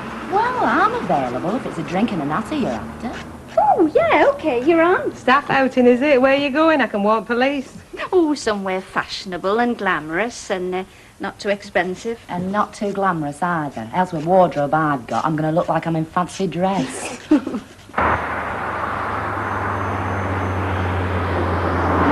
Don't you think an announcement would be in order, you know, briefing the passengers of time and place of return? They already know, Percy. But I'll remind them before they get off if it makes you any happier. Good. Smash it. All right, ladies. I'll be at your disposal when we get there. I know Blackpool like the back of my hand. Pardon me again, Mrs. Tilsley. Hey, I'm not going to be led round Blackpool like a school party. Let's just see what happens when we get there. But why does he want to latch on to us anyway? Why can't he go and find people of his own age?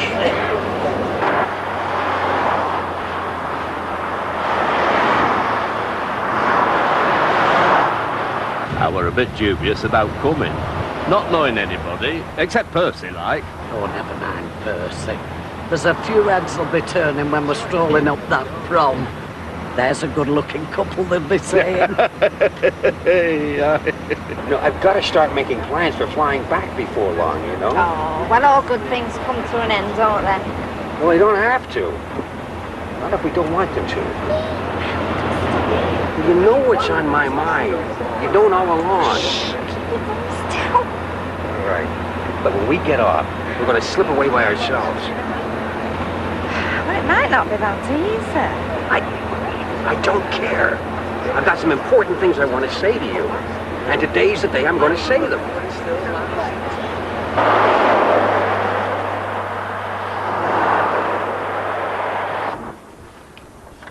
Listen, Kev, do you want Yorkshire pudding with them and all? Oh, definitely. I don't even know why I bother asking you. Well, then. Hi, Mr. Roberts. Hello. Oh, Mr. Roberts. You've not gone off to Blackpool with them all, then? No, I haven't, much to their delight. So they've got a surprise coming, haven't they? What did I say?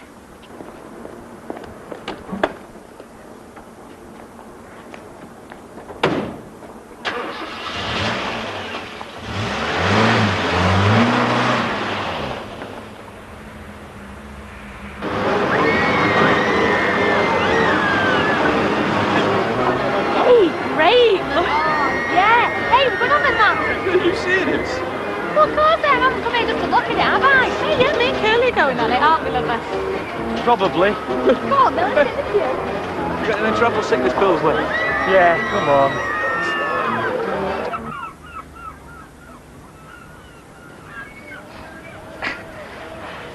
I tell you what, we need some flags. You can't have a right castle without flags. I'll just finish this malt, and then I'll go and get some. Dad, can you tell Uncle Dan to give me my spade back? Hey, do you hear that? He wants his spade back. You what? I'm killing myself here. I thought your mother meant wanted to join us, but she didn't seem all that keen. It's up to her. Well, I told her we'd plenty of sandwiches, but her and her visitor seem to have plans of their own. Brian, will you pass me that bucket? I'll go and get some water. There, I'll need one. I'll go if you like. It's all right. I feel like a walk.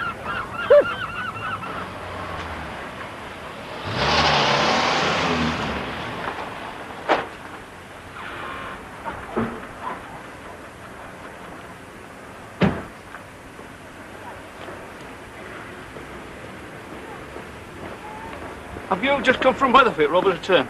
I have. Yeah. Going back there and all. How long have you been here? Best part of an hour. Looking for him, are you? Yeah, I am. We had a pony and trap in Canada, remember? Oh, yes, I think I do, actually. Thank you. Nice. I want you to come back to Canada with me, Audrey. I want to take you back to Toronto. It's time for keeps. Oh, Malcolm, come on now. You mustn't say things like that. Well, why not? You know how I feel about you. We both know ever since I got off that plane. But staying at your house and all, it's been very difficult to find the moment to say it. I'm not sure this is it. Well, he's going to have to. I mean, I can't wait around forever. You know that I care for you. I told you that in Canada. As soon as my back was turned, you'd hopped on a plane and you were halfway across the Atlantic.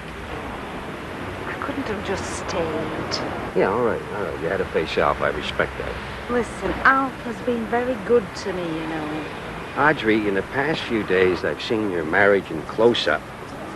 And if I thought things were really happy between you and Alf, I wouldn't be saying any of this. I mean, this is why I came over here, to see how things were between you. Well, I just thought things were as bad as all that. Audrey, I've seen it. I've been there in the house. You and Alf aren't making the sparks fly anymore. That's if you ever did. Look, come on back to Canada with me. Let me take care of you. I promise you'll be happier than you ever thought possible.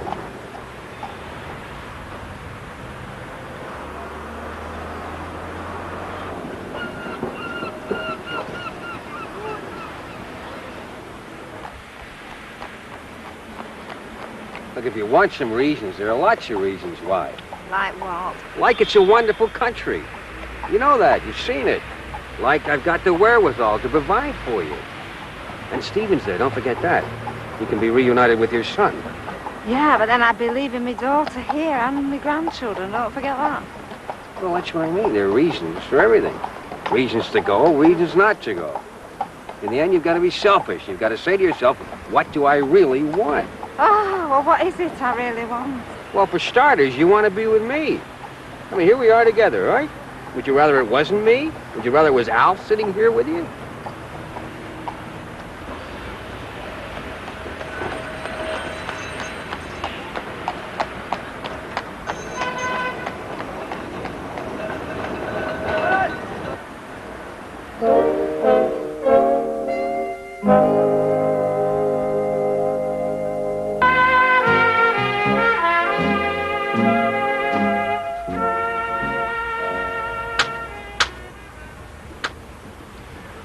How many is that then? Enough. Does that mean we don't have to stand here any longer? He has done rather well. I should think he has. After defeating Rommel single-handed, I would think a row of cardboard cowboys would present very few problems. There you go, mate. Top prize is that. Oh, thank you. There you are. All it needs is coordination. A combination of a steady hand and a good eye. Right then, Mrs. Bishop, with my compliments. Oh, no, thank you, Mr. Sugden. You won it. I'm sure it's only right you should keep it. How about you, Miss Riley? Would you like it? I wouldn't, no. What I'd like's a nice brisk walk after all this standing about. You coming, Emily? Oh, yes, all right. Hello. Hi. Hello. Hey up, Percy, who's your friend? You make a lovely couple. Hey, cockles and mussels, we're going to have some of them. Well, why not? After chips, ice cream, candy floss. Oh, you're not still feeling a bit sick, are you, Martin? Oh, no, I'm fine. Oh, so you're having some then? I've never really been keen on seafood, honestly. Yeah. Only one thing wrong with today. And what's that, love? Fact is, we've got to go back tonight.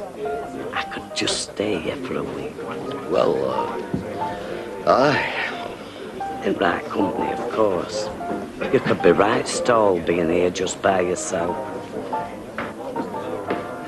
Double whiskey, please. Hey, help yourself. How the hell did you get here? Hanging on the back of the bus, would you? No, I came in the car. Listen, I was about ladies. Get like 'em. Right. You're a cunning old devil, you. How do you mean? You what? Tell folk you're not coming. You get some other bloke to look after your missus. You come here sneaking onto your tot. I wish I'd have thought of that. Pint a bit of half a lager, please, pal. Now, don't worry, Alf. I haven't even seen it. But you are going to have to keep your eyes skinned. I mean, you don't want to go bumping into your Harvey now, do you? I've been trying to think of ways of shaking Alvia off, but I can't. Not as canny as you see. Do you want another one of them? No, got to go. Hey, I haven't seen you, Alf. You've never even been in here. You know, there are two kinds of people in this world. Those that just drift along and they settle for whatever life has to offer them. And those who know what they want and they set out to get it. I think I must be one of the first kind. Yeah, well, I'm not. When I want something, I go and get it. Like I want you, Audrey. Hey, Malcolm, no, stay there. Come on, you've got all this over. right. Oh, honestly. It's like when I opened my first store. Yeah, you told me. I mean, I knew I wasn't going to stay with one. I was going to have two, and then I was going to have three. Shouldn't we be taking this boat back? Well, we got lots of time here. All right. Let me tell you what to do. I wish somebody would. All right. You go and see Alf. You make a quick, clean break of it. And tomorrow at this time, we're on our way to Canada. Oh, do you know, you make it sound, oh, so easy. Well, it is. You'll see. Oh, no. It's not me, ain't that? I thought you didn't want to be you. I thought the whole point was to transform you into a femme fatale. Yeah, but it's no good if I'm not feeling comfortable, is it? Comfortable? What's comfort got to do with it? The nights I've spent hoisted up here, pulled in there, my toes have pinched. My head's been that lacquered it's felt like it were in a vice. It were agony. I knew it were worth it as soon as all them heads turned. Why don't you come with us, Bet? Gloria, I'm a respectable married woman with a kind and considerate husband. So? So, he's not here at the moment. Somebody's got to open this flipping pub, or else I'll be with you like a shot, believe you me. Never mind, we'll tell you all about it. There might not be all that much to tell. There'd better be, lady. If you're taking one of my frocks out, the least you can do is make sure it has a good time. Now then, Mrs. Tilbury, I've got something here. It's just a job for that little girl of yours. What do you think of that then, eh? Thank you very much, Mr. Sugden. If she's got any sense, she'll tell him what he can do with it. No. Oh, I won it on the rifle range, you know. If I had time, I could have won a barrel full. That's great, Percy. Only next time, win somebody a bit smaller. We're going to have an extension built if we're going to have this thing living with us. Did you have a nice time, kid? Yeah, we went on sands. All kids loved it. We managed a couple of hours in a deck chair, you know. Mind you, he reckoned sand made him thirsty. Give us a shout when we get to Rovers, will you, love? Sleeping at our fire. Nice to see air. I'm not used to it, you see. I went to see one of these gypsy fortune tellers. What did she say? You should be careful of an encounter with a tall, dark stranger. I said, you're too late, cock. You should have told me that 30 years ago.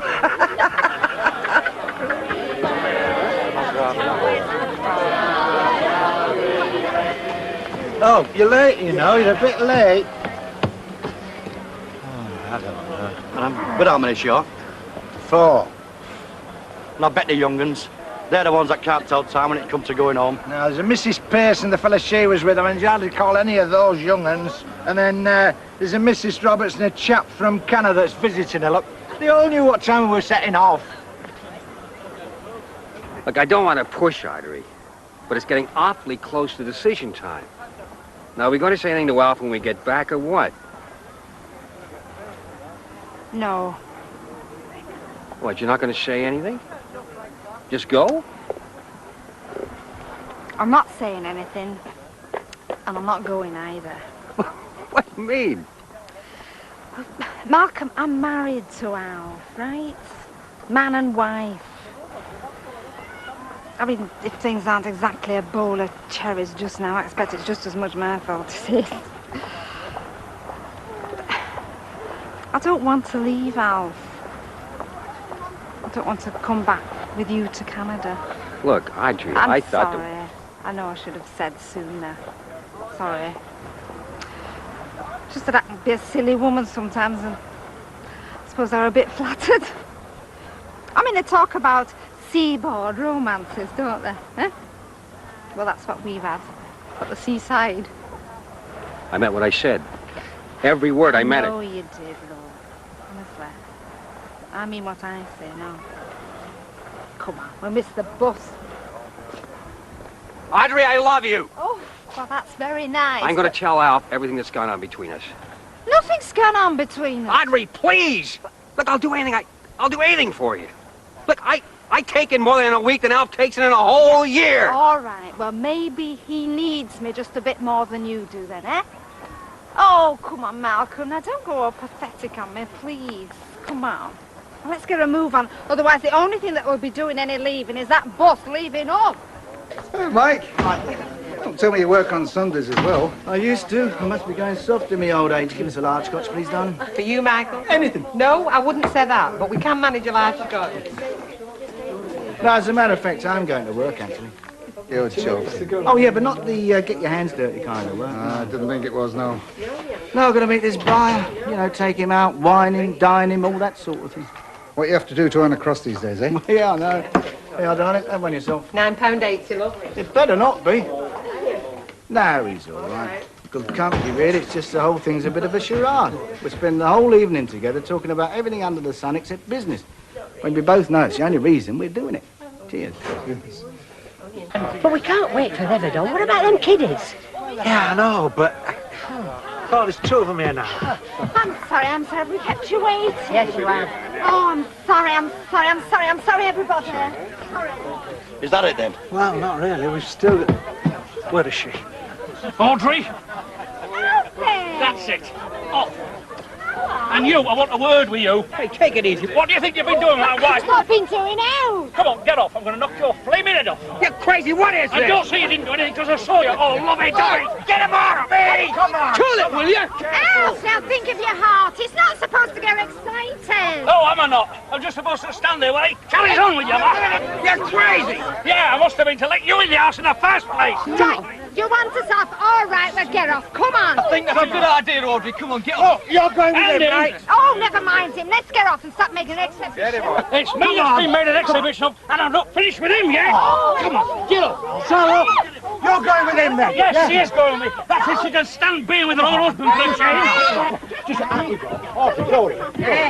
Go on, now just calm down, Al. Oh, Alf, I know how it must look. Look, don't start with excuses. I don't want to hear them. You've got to believe me. I haven't been unfaithful to you, Alf. Honest to God, Look, I I don't haven't. believe you. I never will. I'm not going to believe anything you tell me again. I'll just get in the car.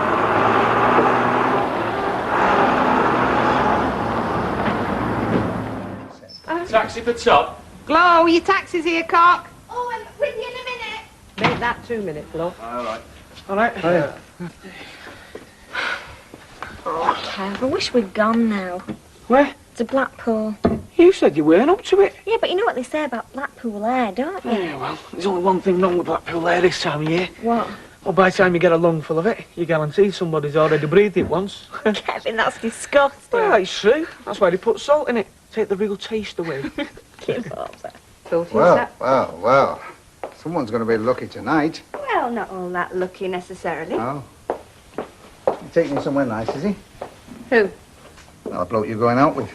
I mean, you didn't get all dressed up like that to go playing bingo, did you? By the heck, Glow. But when it comes to male chauvinist piggery, I reckon we've really cornered the sty around here. Where are you meeting them? Round at the flat. Oh, so, see you tomorrow then. I ain't gone. Forgotten something, have we? Like what? Like our little glittery bag, perhaps, with our pennies in it? Oh, God, yeah. Oh, well, it can't be a bloke she's going out with. Eh? No, she's taking her own money.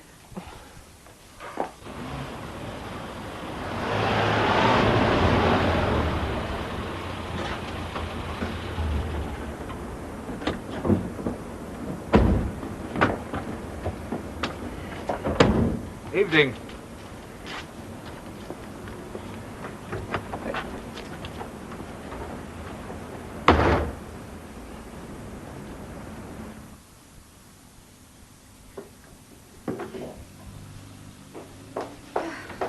See you. Thanks. Oh, bye, Alec. Okay. Now, where's she off to now? Out. I've given her the night off. You mean to say we're going to have to manage on our own? Relax, Alec. I mean, let's face it. We're not exactly what you might call being overwhelmed by sheer weight of numbers just at present. Well, not yet, we're not, but what about when that lot get back from Blackpool? Alec, there must be about 10,000 pubs between here and Blackpool. All of them bigger, smarter, and certainly livelier than this place. What on earth makes you think they're going to come rushing back in here? Well, 2 of them are already back. They are? Yeah, and from what I could see, not best pleased about it either. Oh?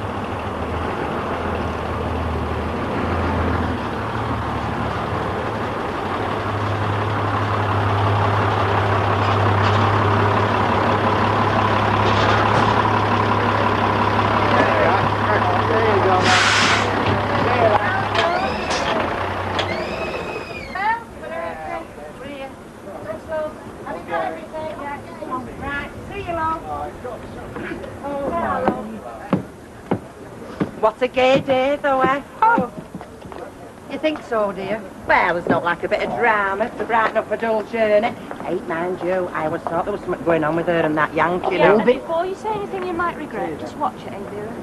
Who do you think you're talking to? Not a lot from where I'm standing. You are? Vera, come on, let's see if we can get a drink. Man.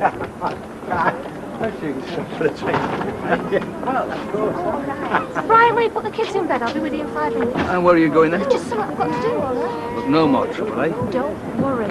Come on, Nicky. Come on. But what do you mean we've left them? I mean, they're still back there. But surely you must have realised that before now, Mr. Well, of course I did, Why yes. didn't you say something? Well, I would have done, wouldn't I, if this flipping driver of his hadn't set off like a bat out of hell. And he rode his typical, isn't it? Of who? Flipping Phyllis Pierce. You don't think for 1 minute that that was an accident, do you? That Alan and her missed the coach? What do you mean it's happened before? Ever since I've known her. Just sorry I didn't warn him just what she was like.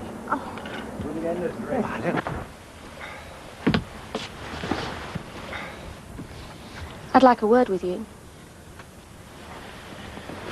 Okay. Actually, there's quite a few things I'd like to say to you. But I reckon I'd be wasting my time, so I'll just save my breath. So, just tell me one thing, will you? True, is it? That there's been something going on between you and me ma'am ever since Canada? Well, put it this way. I thought there was. And that's really what brought you over here. Is that right? I suppose so. Right. Having said that, it looks like I was mistaken. As far as she's concerned, anyway.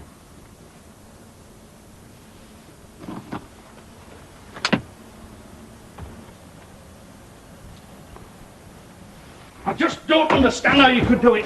I mean, here, in your own home. For the last time, nobody's done anything. I mean, this entire thing is a figment of your imagination. Don't add insult to flaming injury, Audrey. I'm not blind, you know, I'm not stupid. You made a complete mug out of me, do you know that? A complete mug in front of the entire street. If anyone's made a mug out of anybody, Alf Roberts, it's you've made a mug out of yourself. And what the blazes do you expect? Just stand there while you and Loverboy flaunt it under my nose?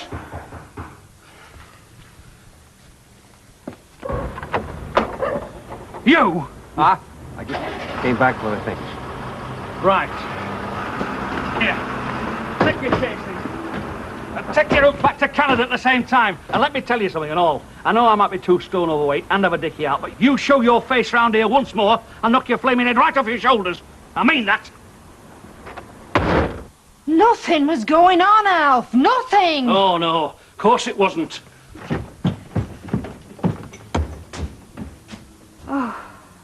Oh, trust us to me that and all this fun and all. Yeah, I don't suppose Alf Roberts reckoned it was much fun watching his missus being pulled by Malcolm the Mountain. It's supposed to be a spectator sport, you know, adultery. I don't know, it beats the hell out of all in wrestling, yeah? Oh, poor Mr. Roberts. You know, they had women like you two in the French Revolution. French Revolution? Yeah, fighting for the front two seats, watching heads getting chopped off, and they had the knitting with them. Oh, was that in case they got bored, wasn't it? It's a real education, they were curly, you know. Can I have your last orders, please, ladies and gentlemen? Just in time, Albert, then. Well, only just. Well now, Phyllis, another small brandy, is it, love? Nay, Arnold, it's my shout. I don't want people saying that Phyllis Pierce didn't stand a corner. And half a bit of for him, love, please. Right. There you are. Ah, yes, large as life and twice as cheeky. How the hell did you get back? Oh, we hitched the lift on another coach. No problem, eh, Phyllis? Hey, lots of pals as this fella. Listen, I'm dead sorry about you getting left like that. But when you went on, I'm sure you'll understand. Oh, don't worry, love. We've had a belting time, haven't we, Arnold? Best time I've had in many a long day. Laugh. Well, as long as no bones were broken. Oh, safe, home and flags flying.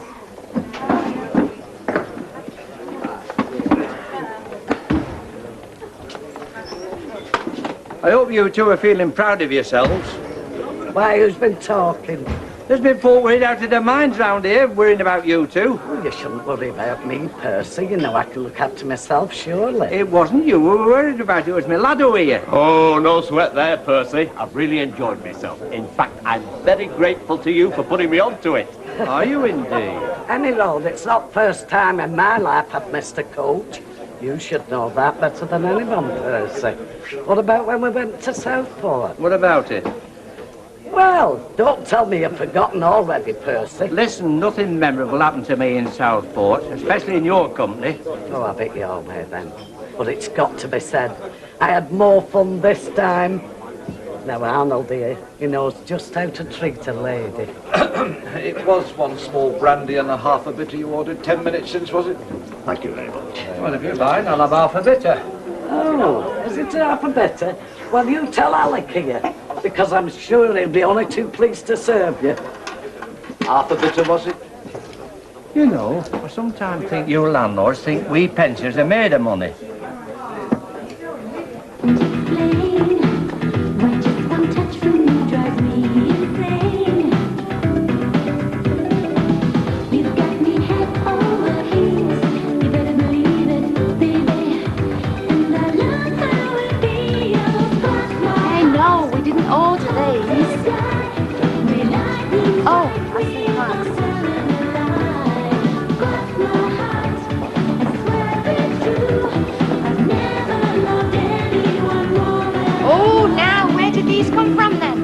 Him over there with a big smile. Who is it? Well, I don't know. I thought perhaps you did. Never seen him before in my life. Plenty pot in a stall.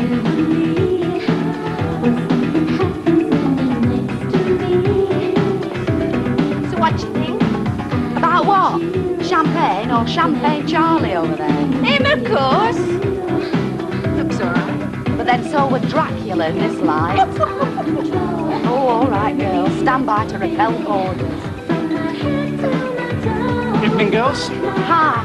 On your own? No, she's with me. Tony Walker. Oh, Roxanne Jones. And this is Cheryl Smith. Roxanne, eh? Yeah, only we call her Rocky on account of this dead good write-up she's got, you know. I'll have to try and remember that. Oh, well, I would. Yeah, well, thanks for drinks, anyway. Yeah, well, we got a full bottle over at our table if you'd like to come and join us. How do you mean, us? Me and my mate, he's got to see a man, you know. Back in a minute. All right. Great. Hey, and listen, I hope you don't think this is some kind of pickup. It just seems that if you two are on your own and we're on our own. Oh, quite. Cheryl. I'm sorry.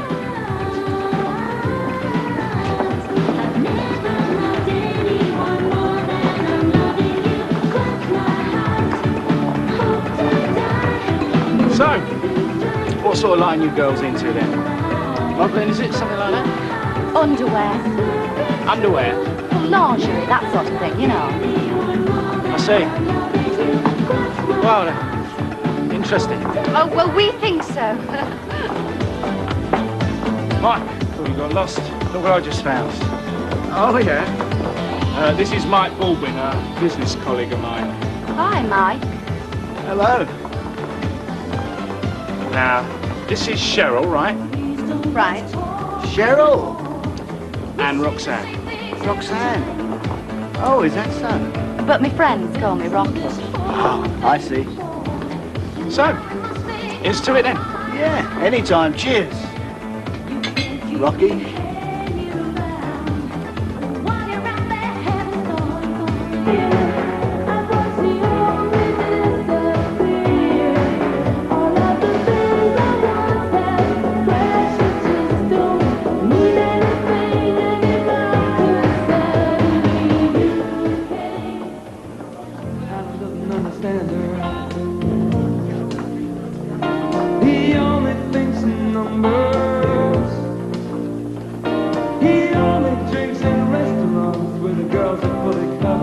How long you girls been in underwear then? Oh, well, ages, really. In fact, sometimes it feels like all our lives, really. Oh, you do surprise me. I wouldn't have seen two nice girls like you in anything like that. Wouldn't you? No.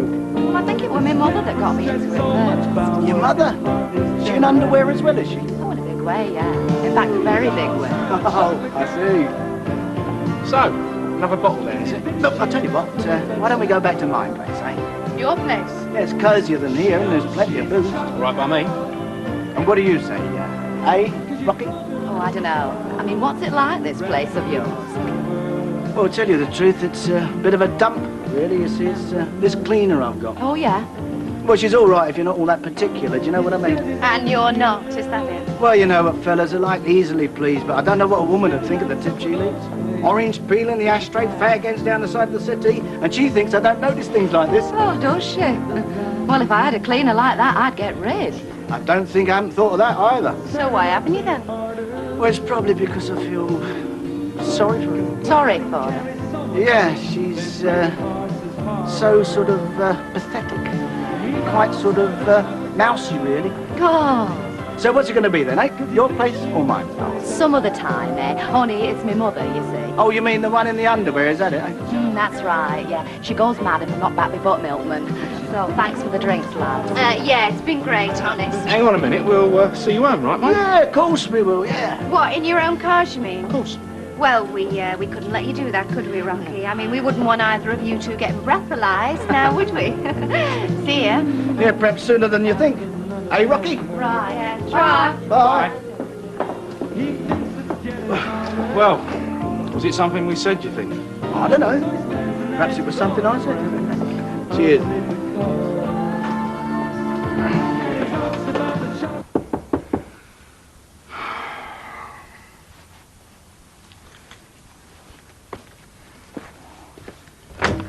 Oh, hello, love. Hello, Alf. Up, is she? Oh, why ask me? Oh. Sure, is it? Well, who were you hoping it would be? Uncle Malcolm? Oh, yeah, come on, don't start. Oh, what do you expect me to do? Pretend it never happened? Look, it's none of your business. Well, of course it's my business when the entire rotten street's talking about it. Yeah. Well, I don't want to talk about it, all right? Well, that's hard luck, because I do. I mean, don't you at least feel ashamed for the way you've been carrying on? Nobody's been carrying on. No, but you certainly led him on, didn't you? If that's what he told you, then he's lying through his teeth. Nobody told me, ma'am. Nobody had to. It was obvious. And not just to me either, to everybody else on that rotten coach. I tell you, I just wanted the floor to open up the way you were carrying on. And that was before you went off together. I mean, God knows what happened when he got you on his own. Nothing happened. How dare you talk to me like this? Why? Because you're my mother. Somebody I'm supposed to respect, look up to. Only respect's something you've got to earn, isn't it? Oh. Gail, please. As if things aren't bad enough without you starting. Do you know, I thought at least you'd understand. Well, that's what I'm trying to tell you, ma'am. I don't understand. I don't understand how you could do it to somebody like Alf. In fact, to either of them. Either of them? Malcolm came over here looking for you, under the definite impression that all he had to do was ask you and you'd go back with him. Now, if he didn't get that impression from you, where in hell's name did he get it from? I don't know where he got it from, Gail. Look, I have said till I'm blue in the face that he was very good to me when I was over in Canada, right? So all I was trying to do was to return the compliment. Now, where he, Alf, or anybody else for that matter, got the impression there was anything more to it than that, I just don't know. But it was certainly never intended. Well, I wish I could tell you I believe that. You know that, Mother? I really wish I could say that to you.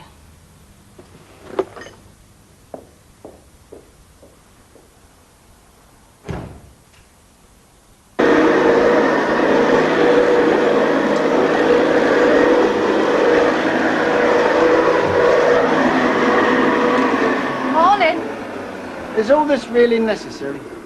What, the hoovering, you mean? No, I don't mean that. I mean all this over the beautiful morning stuff. You're not going to start singing or anything, are you? No. Oh, well, thank God for that. Oh, it's a bit like that this morning, is it? No, it's not. I've never felt fitter. Can't you tell? Well, I must say I've seen you looking better. Yeah, I could probably say the same for you. What happened to you after last night, eh? Lose your glass slipper somewhere, did you? Somewhat like that. Faggins down back at the tea, indeed. Oh, you like that bit, did you? No, not particularly. It's slander, is that, you know? All right, well, go ahead, sue me. It's your fault for telling lies to gullible young yuppies. Well, you told him when we gone, didn't you? The horrible truth about us. Well, actually, as a matter of fact, I didn't. Oh. Well, got to hand it to you then, boss. What? Oh, for going along with it. It's very sporting of you. Oh, well, it's what's called in the trade as give them enough rope and perhaps they'll hang themselves. And did we? We'll have to wait and see, won't we? So, by and large, you had yourself a good time, right, love? Oh, yeah. Yeah, well, I'll tell you what, save it, and then you can give me a blow-by-blow account later. Now, about this place, you are quite sure it's not going to cost me anything? Oh, not a penny, no. Right. In that case, I'll see you later. Oh, what does Alec think about it then? What does Alec think about what? Why, this new eyeshadow. Do you like it? Huh? Doesn't look any different to me. It does make you wonder why we bother.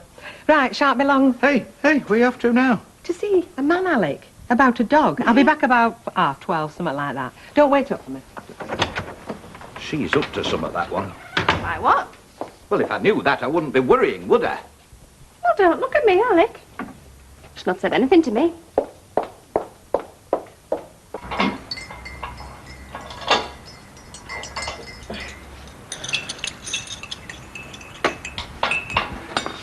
There you go. Oh, cheers. You know, I didn't think he had it in him myself. Who? Old Alfie. Trying to stitch one on the Canadian. Well, we've all got it in us, Kev, given sufficient provocation. True then, is it? What's that? Well, there's something going on between Audrey and the mountain. Oh, that. True then. Well, the way I see it, Kev, that's Alf and Aubrey's business, and certainly none of mine. So I just let them get on with it. You know what I mean? Think of Reedy, yeah? Good. Ah, Drive, the very man. Yeah, for what? Yeah, for helping me with something on it's my cab, you know. Oh, why? What's wrong with it? Well, if I knew that, Brian, I wouldn't be bothering you. Have a look at it for me, will you? Hang on a minute. I thought you taxi had your own mechanics for that sort of thing. Yeah, we do. Well, take it to him then. No, he can't even open the bonnet till this time tomorrow, by which time I'll have lost a fortune in fares, won't I? I'd like to help you, Don, but I've got my own customers, you know, breathing down my neck. Oh, I realise that, Brian. And believe me, son, if I wasn't desperate, I wouldn't think of bothering you. But really, I'm in stuck, honest. So, just this once, eh? I mean, after all, we are family now, eh? Yeah, OK. Kev, look at it for him, will you? Thanks, Brian. Do you have Jack still in bed, then? Yeah, that's it. Well, we're there till tea time, I reckon. Sign of old age, that. When bobbies get younger and hangovers get longer. Well, don't look now, but... Hey? The fine, lovey. Yes, please. Then meat and tatty pie. OK, Doc. And how are we this morning, then? Never better, Percy. That's the spirit. You think so, dear? Oh, yes, I mean that. Oh, yes, after what happened with you yesterday, there's many chap wouldn't have built his nose through that door for a month. No, I don't care what they say. I admire you for brassing it out. Have we got a bit of brown sauce? I'll get you some, lovey. You don't need salt. Alec, have you got a minute, lovey? Why, what's up now? Well, I think Beth like to have a word with you. Well, why can't she come in here? Well, she seems to feel that it'd be better if you went out there, you see. Wait for it. Whoa, wait for it. Alec. Rover. Rover. Alec.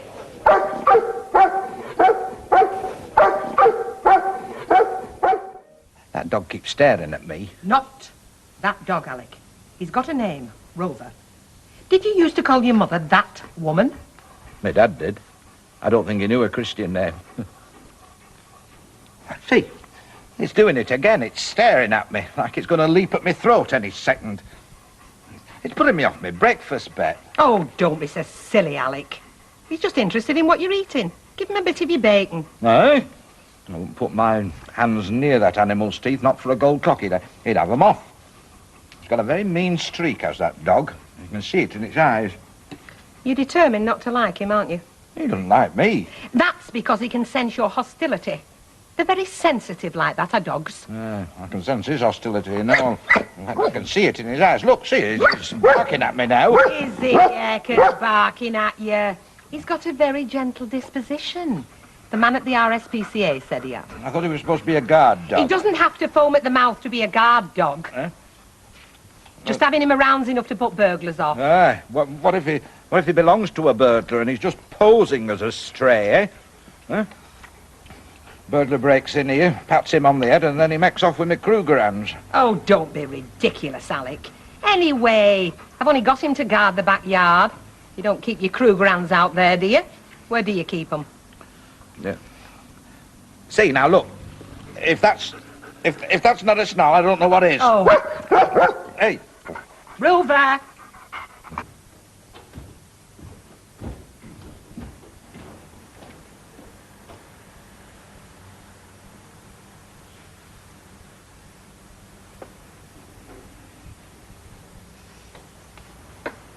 Alf. Alf, please.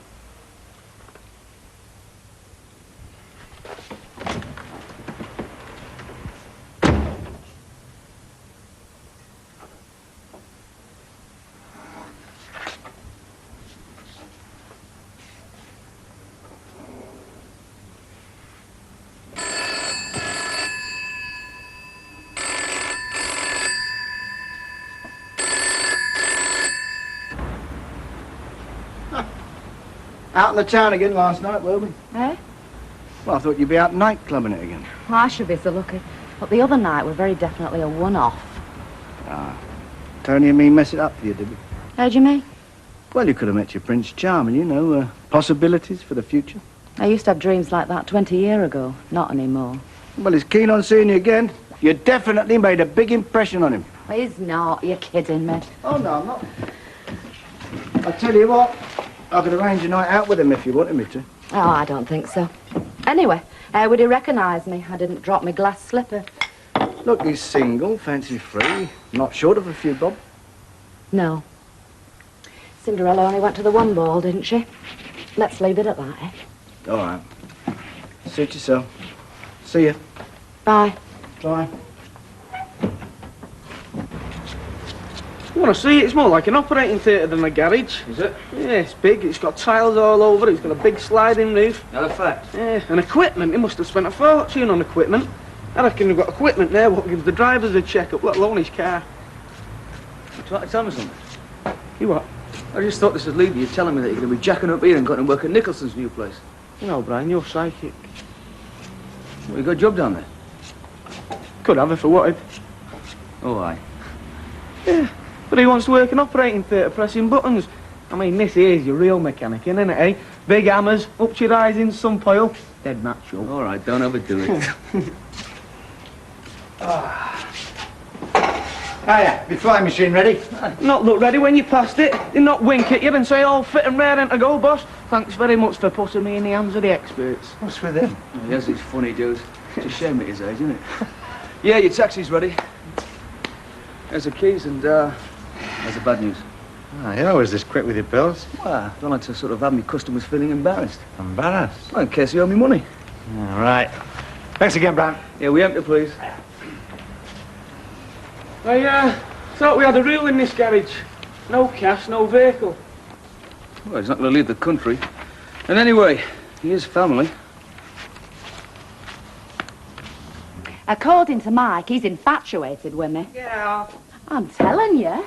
You what, after just one sighting? Well, his eyes were all over her, I can vouch for that. You're a little devil, you, aren't you? Well, I'm not without a certain mysterious allure. Where can you buy it? What? That scent, mysterious allure. So when are you seeing him again, then? Oh, I'm not. You what? We fix you up with a night's trapping, first in months. Yes. And you win star prize, you're going to turn him down. Letting the side down is that he could be drummed out at Union. Well, do you really think I ought to go out with him? I mean, if he asked me. You what? Not only that, I'd stamp him with your postcode. Definitely. Oh, I don't know. Bet? What, this animal? What about him? I'm trying to get to the till. I can't get past him. Step over him. I'd rather step over a landmine. He'll have me, you know, he will. You can see he's just waiting for an opportunity. Don't be silly, Alec. And in front of these ladies, too. Just say good doggy and stroke him. Good. Hey, you see, he was ready to spring then. Give me the flipping float. Lovely, aren't you, Rover? Isn't that silly man, and you wouldn't harm a fly, would you? It's paranoid, that dog. Probably because it didn't win at Crufts. Oh, Alec.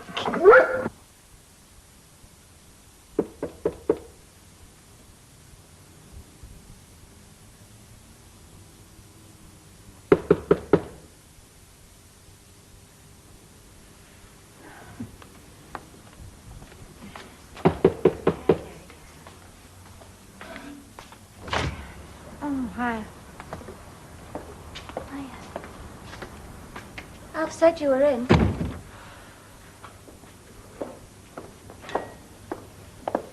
Is your phone not working? Not that I know of. So how are things? And what's that supposed to mean? Means they're no different. Well, have you tried to Tried to what?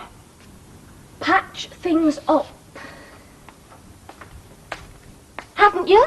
No. Well, what's stopping you? Your pride. Well, for a kick-off, he's not speaking to me. He's not said a word now for 24 hours. It's not easy trying to patch things up with a lump of wood. I see. Well, he's not going to keep that up forever, is he? Not speaking. Well, 24 hours is forever. Seems like it's any road. He'll come round. I know Alf. Yeah, well, it might be too late by then. Hey? I might have left him. Don't be ridiculous. I'm not living with a fella who won't talk to me. You're serious, aren't you? Yes, I am. Oh, I can't stand this kind of atmosphere. I can't spend my life playing games.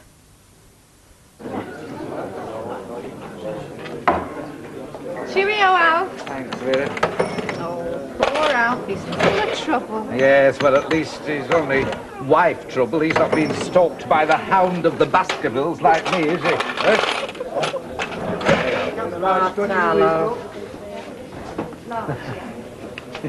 Hey, did you see Alf? He didn't have a word for the cats. Well, he'd be embarrassed as much as all, won't he? Knowing everybody's talking about him and all he's bound to be. I've been keeping out at Wayme. Well, it just goes to show. You need more than sex in a marriage. You are?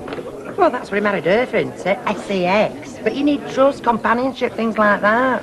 You mean like you've got in your marriage, Vera? No, I made the same mistake as Alf made. Fancied I'd jack some at Rotten. Oh, and you don't anymore? Well, after a Saturday night when I've had a few bennies. What's she like? Hey, lovey.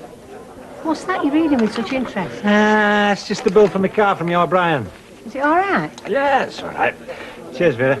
Oh, cheers. So, do you make a habit of leading blokes up the garden path? Oh, we do it all the time. My name's Cheryl and I'm in lingerie. You let me fall for it, mate. Well, you know me. Anything for a laugh. I don't suppose your sexy friend's in lingerie either. No. No, she's a hygiene technician. Yeah, that's a new one. She work for the NHS? No, she's more on the domestic side. Hey, Gloria? Yeah. I'll skin him alive. I will, I'll skin him alive. Alec, Yes, my songbird. how could you? How could I what? Don't you play the innocent with me. I don't know what you're talking about. Rover's gone. That's what I'm talking about. Gone? Gone where? Mugging a butcher? It's not funny. He's got out through the backyard, through the back gate which you left open deliberately. I did no such thing. I don't believe you. Look, I've never left the bar, have I? Don't ask me, I've been busy. Me too, love. Look, honest, Bet, it wasn't me. I want that dog back, Alec, safe and sound. Or else. I didn't leave the gate open. I didn't.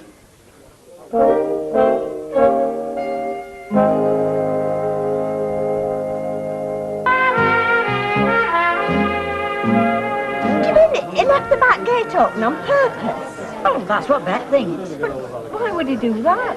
Well, he wasn't very enamoured of the dog. I don't think he even liked dogs. Well, how can anybody not like dogs? Indeed.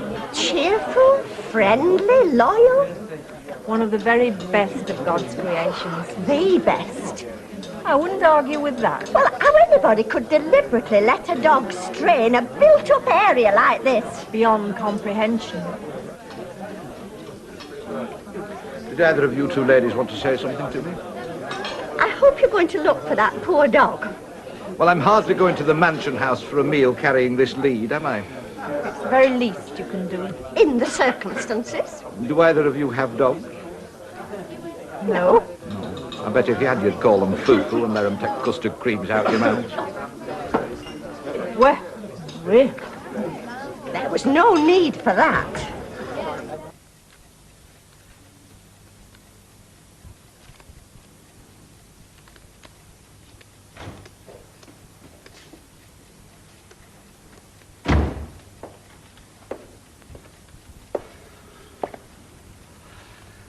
Sally said you wanted to see me.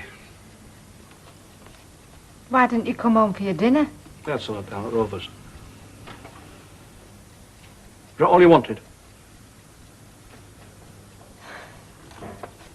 How long are you going to keep this up, Alf? Keep what up? Not speaking. I can't take it off. I can't stand this kind of atmosphere. Besides, we're not going to solve anything, you know, by not speaking. I've said all I've got to say.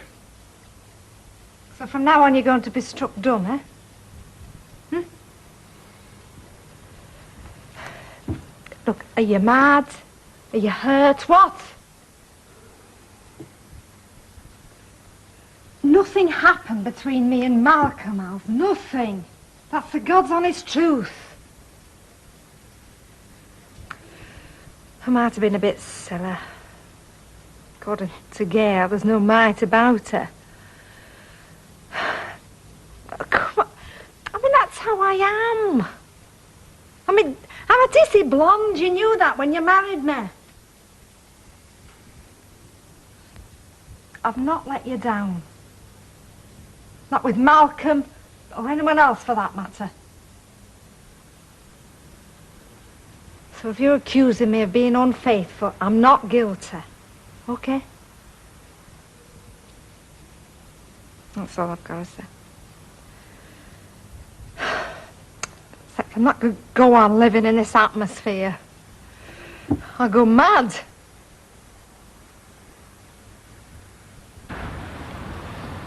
Hiya. Alec. Oh, what can I do you for? Ah, it's all right. I'm come to complain about Customer not here to complain. That's got to be first, hasn't it, Brian? I reckon we should get in touch with Wits magazine. Good idea. Yeah, on the other hand, I haven't had much of a road test Oh, yet. so it's got a bit of bill then? Ah, no. Except, Wait for it, wait for it. Well, I was a bit surprised you charged me VAT, Brian, that's all. That too, mate. It's gone through the books. Oh, have you ever heard of a back pocket, Joe? Never. Ah. Well, there you go. 60 quid, cash on the nail, can't be bad, eh? But you can count it, it's all there. Bill's 66 quid. Yeah, I know it is. But I anticipated a discount for cash and for being family-like. I'll let you know if the will comes off. See you, Brian. You don't look too happy? I'm not. Well, Brian, you said it. He is family. I don't remember telling him that, though. Oh, dear. I'll have the office put the order in writing, and you should get it day after tomorrow, okay? Yeah, fine. And you'll give me confirmation of the delivery dates. Yep, of course. Excuse me, mate. Sandra, can I have a word with you a minute? What does he want? Oh, could be Tony offering you all the perfumes of Arabia. Oh, don't be daft. Go on, get cracking, Go lovely. on, go. Yeah? Oh, you going home, mate? Yeah, I am. Right, well, I was just wondering... oh, sorry, forget me manners, yeah. Tony, this is Sandra. Sandra, Tony. She does for me. Clean. Tony Walker is a business colleague of mine. Sorry. Hello. What was I saying? Oh, yeah. I've got a bloke coming to mend the washing machine tomorrow. I thought I'd just mention it. All right. Bye. See ya. Bye. Well, What happened? he didn't recognise me. Not a flicker. See you tomorrow. What's he laughing at? Can't you guess? I can. Oh, All right. Hiya. Hello, Mr. Gilroy. What's that you've got there, a dog lead? Spot on, Percy. By Jove, you're observant. Well, I always try to be, you know. Not a smell. I've looked everywhere, look. Up every street, every ginnel. It's just vanished into thin air. It could be anywhere, couldn't it? Absolutely. Like under a bus. I have looked, you know. yeah. I mean, I'm worn out. Yeah, we believe you. Is it my fault if he's got the wanderlust? Could be a professional stray. Have you lost a dog? Yeah. I didn't even know you had a dog here. No, well, Beck got him yesterday. You know, as a guard dog, but somebody left the back gate open. What sort is it? Oh, it's, what kind is it? German Shepherd. Oh, do you know, it's a real shame. He was lovely. We all liked him. Except Alec. Are you very upset, love? Of course I'm upset. I know I'd only had him a day. I were very fond of that dog, and he were very fond of me. You're lucky. I think you thought I were a marrowbone. What? Nothing. Yeah, don't worry, he'll turn up. He knows what a good home he's got. Unless you put him on an intercity train, which I won't put past you. Look, I did not leave that back gate open. You're not sorry he's gone, are you? Well, let's just say I'm ambivalent. I don't know what that means. But I'll tell you this. You're not giving up. Oh, no. You're going out looking for him again. Oh, come on, I've only just got my second wind. And reporting it to the police. I was just going to suggest that. And we can put a lost dog advert in the paper. Yes, we can, lovely. Wipe We that can. stupid grin off your face. Hello, lovey. Come on in. I'm sorry to bother you, Mrs. Roberts, but is Mr. Roberts not well or something? What do you mean? Well, I just wondered why he hasn't come back to the shop. I thought he had. No, he hasn't. Do you know, I've been run off my feet and all. Well, I thought he'd come back half hour since. Excuse me. Could you just hold the fort just a little while longer, lovey? Yeah, all right. All right. Roberts, all right. Thanks. See ya. Bye.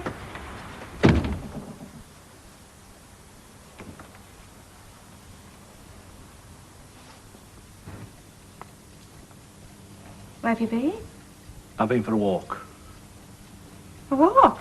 Yes, I wanted to get things straight in my own mind. And have you? Well, you've had your say. Now I'll have mine. If you say you didn't do anything with Malcolm, then you didn't. But what you did do, Audrey, you made me think that you had. And I couldn't take that. Oh, Alf, I'm sorry. I thought I'd lost you. I mean, he seemed to be everything that, well, that I'm not.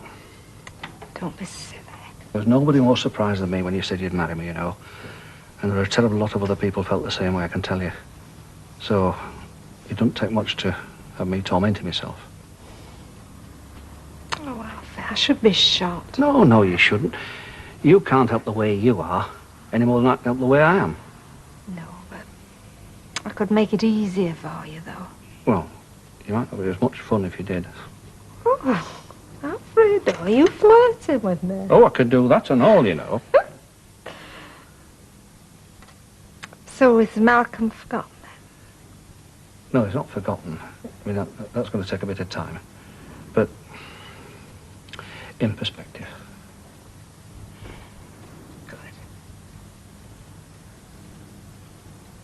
Oh, thank you. Is there any news of the dog? Afraid not. Poor thing. There's nothing more pathetic than a lost dog, is there? Evening, Mavis. Relative. A microsecond of happiness is all we can expect in this tidal wave of human misery. Relatively. Well, there's no answer to that, is there? No, except... What? Well, I've already had more than a microsecond's happiness. Hours, in fact. Yeah, me too. So you're talking rubbish as usual. Relatively, I said. Relatively. Is he always coming up with these deeply depressing statements? All the time. But what was it last night, Curly? Not if you're going to take the mickey. We won't, will we, Mark? Oh, no. Soccer hooligans on it. Christianity is about doing right. Right? Right. Well, suppose doing wrong is right. And that's what Christianity is all about. Disguising the terrible fact that doing wrong is right. And, if you think about it, history is littered with examples of people who were doing wrong when they thought they were doing right. Therefore, doing wrong is right. Oh. Well, that's an even more depressing thought, isn't it? I know your thought's depressing, Curly. Yeah. What time has it got to? Nearly 9 o'clock now. I wonder where Percy Sugden is tonight. Do you care? I like flaunting you to him. When he comes in, I'll hold your hand if you like. Hey, you're on. Good idea. So, are you saying that my mum was in the car with Alf? Of course I'm sure. You smiled and waved. Oh, well, that's a relief. Why? I'll tell you when I'm 21. Not another Potter family secret. How I be? Well, I must admit I was surprised to see you together. I mean, after all them shenanigans, you know. Were you? See, I'm going to get no out of you, am I? I'll tell you something you can tell me. What? What is the matter with our Brian tonight? He's very quiet. I don't know. I've noticed. No, how are you feeling? I've been better. You know, somebody will have found him and taken him in. I suppose. They will. I don't believe it! Well, what's your name? Robert! Hey! Where did you find him, Percy? On the red wreck on my third reconnaissance, I might add. You're fantastic, Percy. What say you, Rover? Give your mummy a kiss. Well done, Mr. Here, here. Aren't you going to congratulate Percy, Alec? Of course I am. Full of admiration for him, aren't I?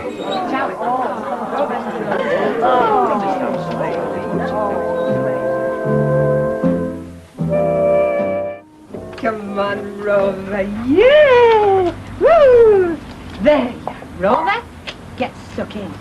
I bet you're still hungry, aren't you? From all that walking about you did yesterday. Because that nasty man.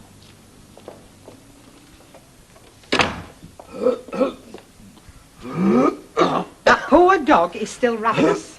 He must have walked his little cotton socks off yesterday. What's the matter with you? I've got hairs on my chest. 2 at the most. Dog hairs.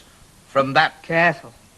animal of yours. I've got a very sensitive chest. Foreign bodies are any change in atmosphere. It affects me breathing. This is the latest, is it? Latest? In the campaign against Rover. Yesterday you tried to show him the door. Today he's making you ill. I did not leave that back gate open, Bet. So you say. I didn't. Foreign bodies on your chest, eh? Definitely. Fresh air. That's what you need. You can take Rover for his walkies this morning. Hey? He needs to go at least a mile every day, according to my doggy book. You've stopped coughing and spluttering already, love. Thank you. Thank Thanks. Bye-bye. Bye. What are you doing here? I'm the bearer of bad tidings, Mavis. Brace yourself. Bad tidings? Well, it depends how you look at it, really, I suppose. What are you talking about, Jenny? Rita and my dad have decided to disappear to Southport for the day. Oh, well, she never mentioned it last night. Oh, well, I think during the night she's developed a very bad case of shoppingitis. So she just decides to take the day off, just like that. Exactly, which is why I said I had bad tidings. You're stuck with me for the day. She's bribed me into being a deputy. A fiver and 2 squirts of her sexy scent. Isn't she mean, eh? Well, I suppose I can manage to put up with you for one day, Jenny. Just so long as I have copious cups of tea and a couple of my nerve tablets. Very good, that. Sarcastic and witty. Oh, well, I do have a way with words, you know. I actually won a short story competition once. Anyway, you won't really be stuck with me all day. I've 1 or 2 very important engagements, so I'll be missing half the time. Yes? If you don't go for one this morning, they might have sold out.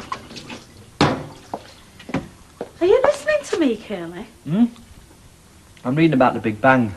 Since when have you been interested in the stock market? Not that Big Bang. The Big Bang that expanded the universe. And, as a matter of fact, it's still expanding all down. So you haven't heard a word I've been saying? No, sorry. Well, listen to me now. I'm listening. When you've washed up, done the hoovering and that bit of ironing, you with me so far? Yeah.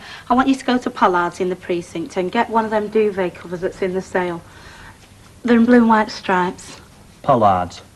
Duvet cover. Blue and white stripes. What am I using for money? It's there on the table, £20. Now, you will go, won't you? You won't just crash into that chair and still be there at dinner time. Promise.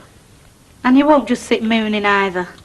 What is this life if full of care? We have no time to sit and stare. It's stand and stare, which is a bit different than sitting gazing into space with a dazed expression on your face. It's an art, is mooning, putting your brains into neutral, letting life wash over you, forgetting today's headlines and recharging your batteries. Yeah, well, why don't you try recharging your batteries going into Pollard's, eh? You know, sometimes I get the impression you think I'm useless. Mind you wouldn't be the first. Oh, I don't think you're useless. You just need pointing in the right direction every now and again. You have this tendency to wander off into a world of your own. See ya. No.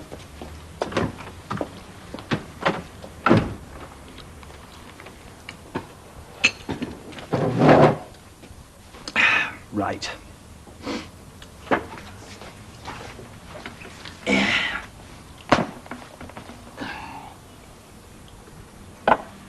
Now, don't go anywhere near the Red Wreck.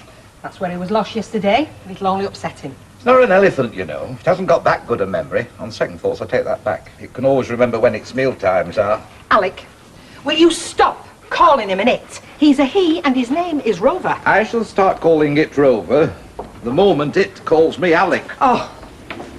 Oh, you make a lovely couple, if you don't mind my saying. Betty, that is your first and last crack. Go on.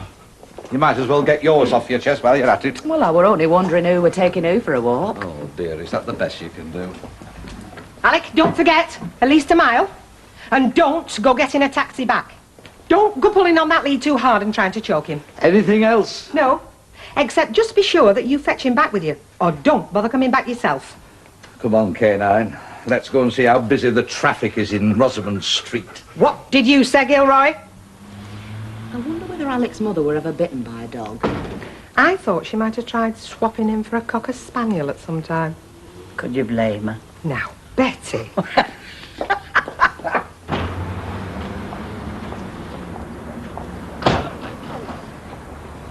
Now, there is a sight to warm the cockles. What? You and Rover. Man and dog reunited. There's no truer friendship in all the world, except, of course, for infantry under fire. But, you know, although I do say myself, it's all thanks to me, he could have very easily vanished into the night, that dog, if I'd have found him in time. Percy? Yes, Mr. Gilroy. Why don't you go and lie down in the vicinity of a combined harvester? Is that all the thanks I get for doing you a good turn? No, it's not the fact that Rita's gone shopping in Southport that's annoying me. I mean, she's perfectly entitled to go shopping wherever she likes. Omsk, if the fancy takes her. Where? Omsk. It's in Russia. I do know where Omsk is, Mavis. Oh, what was I saying? About you being annoyed with Rita. Oh, yes. Well, I mean, it's not what she's done. It's the supposition that she can just take a day off and send Jenny round without telling me, without consulting me. I mean, supposing I had somewhere that urgently I should be today. Such as? Well, such as... Oh, what does it matter? Or I could have been found lying behind this counter suffering from botulism or something. Well, that's hardly likely, is it? Well, if you don't mind me saying so, Emily, you're not showing me much sympathy in my predicament. Sorry. Where is Jenny, by the way? Well, that's another thing. I mean, she came in, she served about half a dozen customers, telephoned somebody called Rick, and disappeared. She's somebody else who takes me for a Sammy. Well, they're all in for a shock, I can tell you. Oh, yes. Oh, hello. I was going to ask if it was all right to fetch a dog in here, but I was forgetting. You two are dog lovers, aren't you? Unlike somebody else we could mention. Hello, Rob. Oh, hello, boy. Would you like a chucky picky? Yes, of course you would. I'll go and get one, shall I? Hello, boy. You got over your nasty experience of yesterday, have you? Because if you find that back gate open again, come straight down to my house, because you're very welcome there. I'll draw him a map. Just a joke, Emily. No, why I'm here, ladies, I've been giving this dog's situation some thought. Oh? Yes, well, it's a lost dog, isn't it? I mean, lost from its original home, I mean, where there's more than likely a fretting owner. Probably a sick, small child. So don't you think it's our duty to try and return it to the home where it was so loved and cherished by this sick, small child? How? Well, one way would be to put a dog found notice in your window. And then you could be the first to see the radiant smile of happiness on the face of this sick, small child. Does Bet want me to put a card in our window? Well, No. Well, then, I'm sorry, but I couldn't possibly do it without her permission. And as far as this sick, small child is concerned, he or she didn't bother to get in touch with the police or the RSPCA when the dog was lost, did they? Well, no. Oh, I don't think he could have a better home than the one he's got now, actually. No, at least we do know how much Bet thinks about him. Do you know, if it and me were drowning and there was only one lifebelt, I think you'd throw it to dog. But of course. What other alternative would we have? Come on.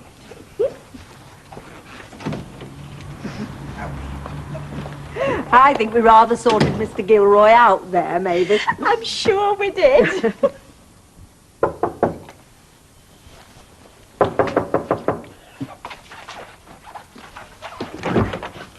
Oh, hello, Mrs. Armitage, Lucy.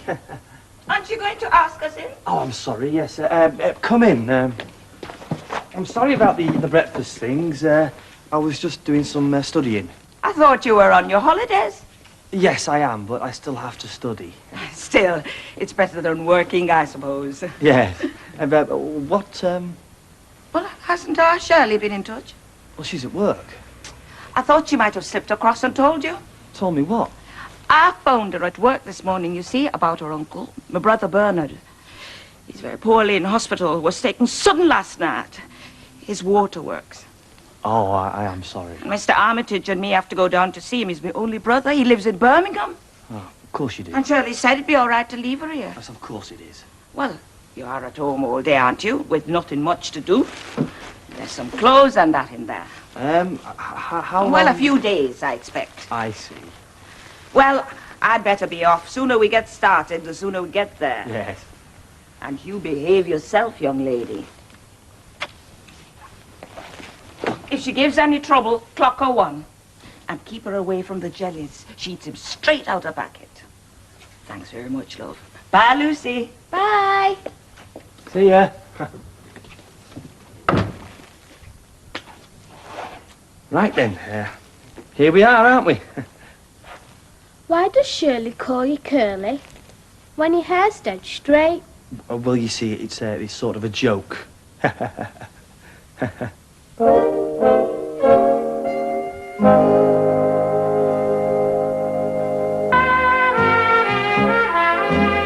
Thank you. Can we join you, Mavis? Yes, of course you can. You're not usually having your lunch this early, are you? No, I'm not, but I've special reason today. I'm being a bit Machiavellian. Oh, Tell us more. Oh, Ken, you don't ask a lady about a secret tryst with a gentleman. Chance would be a fine thing. No, it's just I'm feeling a bit miffed with certain people, so I decided to take a long lunch, and I should probably sit here till 2 o'clock at the very least. You little rebel, you. I hope you don't mind me saying this, Deirdre, but did I detect a hint of mirth in your voice when you said that? Derision almost. Oh, I don't think so, Mavis. Do you, Ken? Yeah. Oh, thanks. Well, I wouldn't blame you. I mean, when a worm has hardly ever turned for more years than she cares to remember, a very positive turning can come as a bit of a surprise. And you've definitely turned, have you? Oh, yes. Almost an about turn, you might say. But it's never too late to do that, is it, Ken? Nope. Though I suppose the older you are, the harder it gets. But you did it, didn't you? See? Yes, you changed directions in middle age. Oh, yes, I suppose I did, really. There you are, then. Now, can I get you another drink? No, thanks, Mavis. We've just got these. Well, I'm going to have another one. Maybe another one after that. What is she on about? Seeking solace in the bottle with the look of things. Ken, Yeah. when would you say middle age actually started? You know, just so I can recognise it. You're never going to have to bother if you don't watch it. Rover's out at World. Is it? He's tired after that walk you took him. Makes two of us. You know, I think he's got over yesterday. He's put it completely behind him. He's decided he likes it here. I think I'll get him one of them doggy baskets. It's not going in the bedroom. Of course it is. He wants to feel he's got a bit of company in the night. Yeah, I knew I'd got company 6 o'clock this morning when he stuck his paw in me mush. Oh, fancy. Too cute.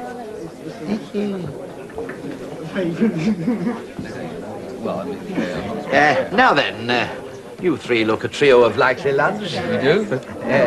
Know this town inside out, I bet. Oh, I suppose so. Well, it's not exactly the Big Apple, is it? We were born here. Now, this dog of ours, have you seen it knocking about anywhere?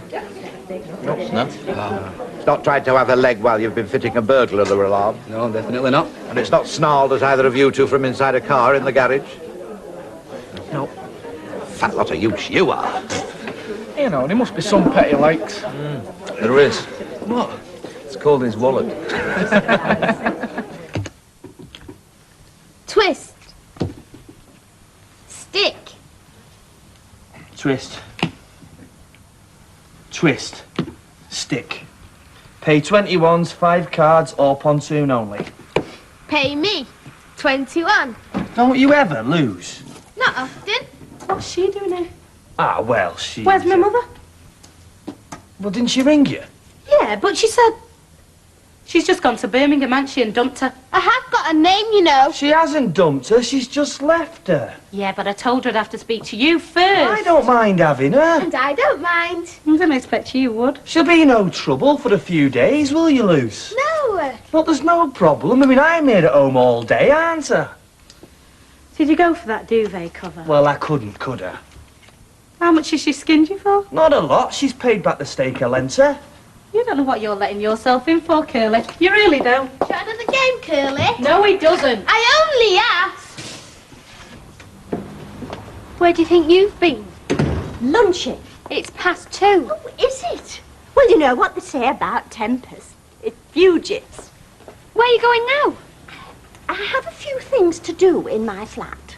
Well, can't they wait? I want to nip out, don't I? Well, they could wait, I suppose. There are very few things in this world that can't wait. Except, perhaps, destiny. But I don't feel disposed to let them wait. I'm going to make a full report to Rita about this, you know, about how you've been skiving. You do that.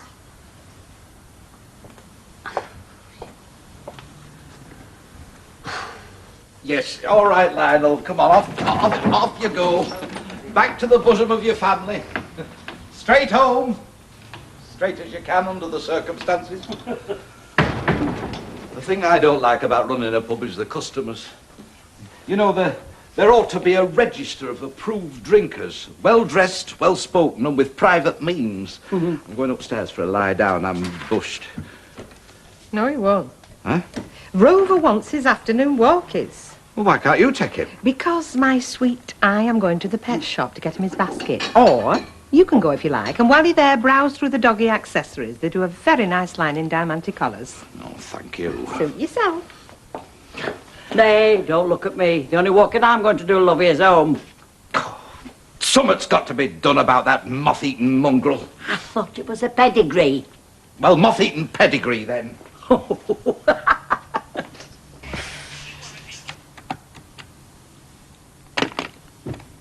I don't much like your tapes, Curly. Hmm? Oh, don't you? No, Redgar? Well, I'm not into reggae. Shirley hates it.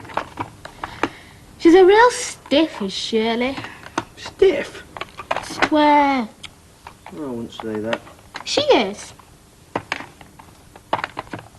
Curly, Hmm? I'm hungry. Yeah, well, I don't know what we're supposed to have for tea. Anyway, she'll be back in a minute. I'm hungry now.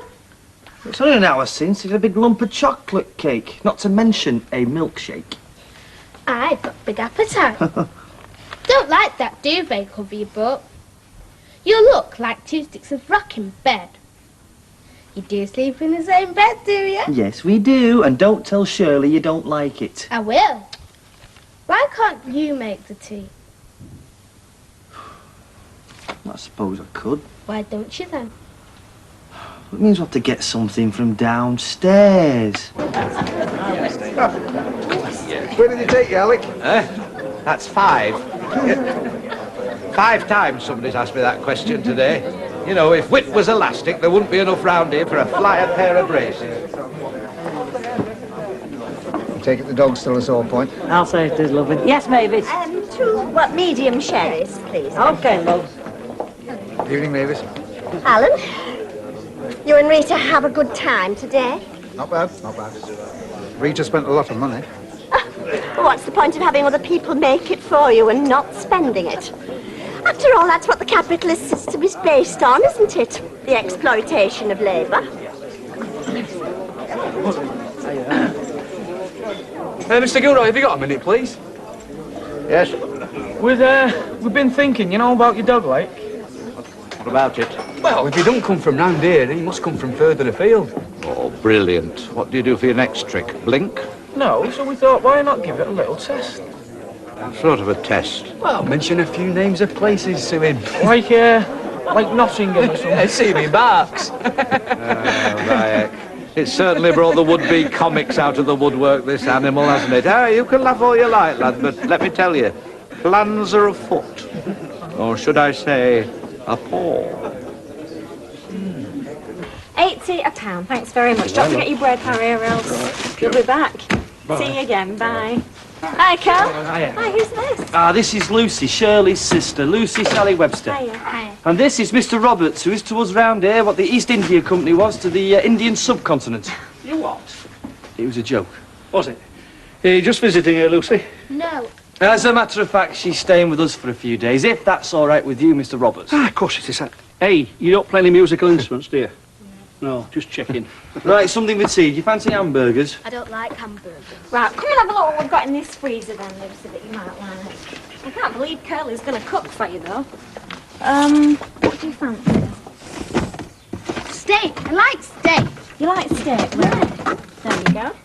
Thank you. What are we having for afters, Curly? Ah, well, you see, I wasn't Well, actually how thinking... about do you like raspberries and cream or strawberry gatto? Ooh, yeah, gatto. Strawberry gatto, there you go. Come on then. hang on. How much is all this going to cost me? It's going to be $4.20 altogether, Curly. $4.20? Shirley will kill me. Well, do you want anything else? No. A jelly. Now, your mother said you mustn't have Please. a... And a jelly. Well, what sort? Green.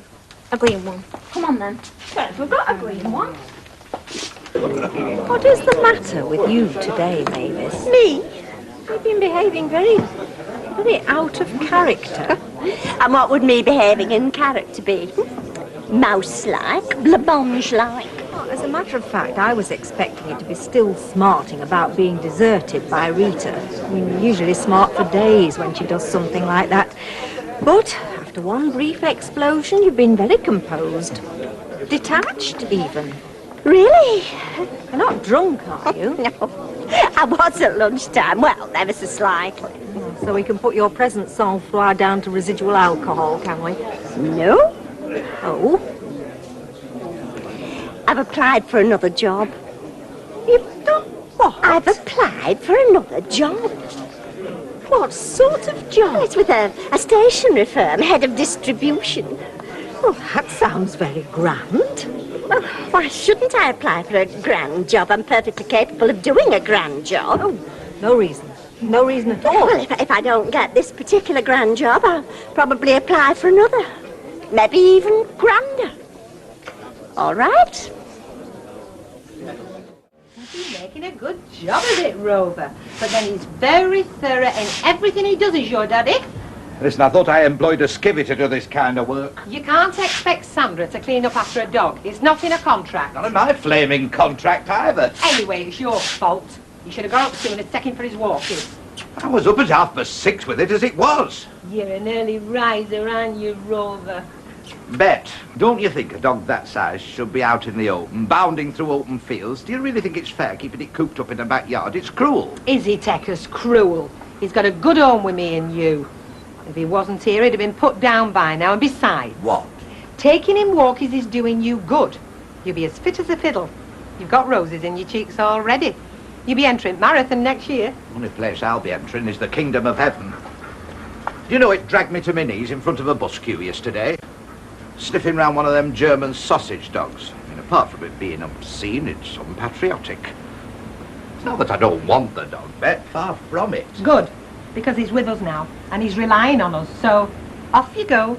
Wookies! You can put the brush and bucket away when you get back.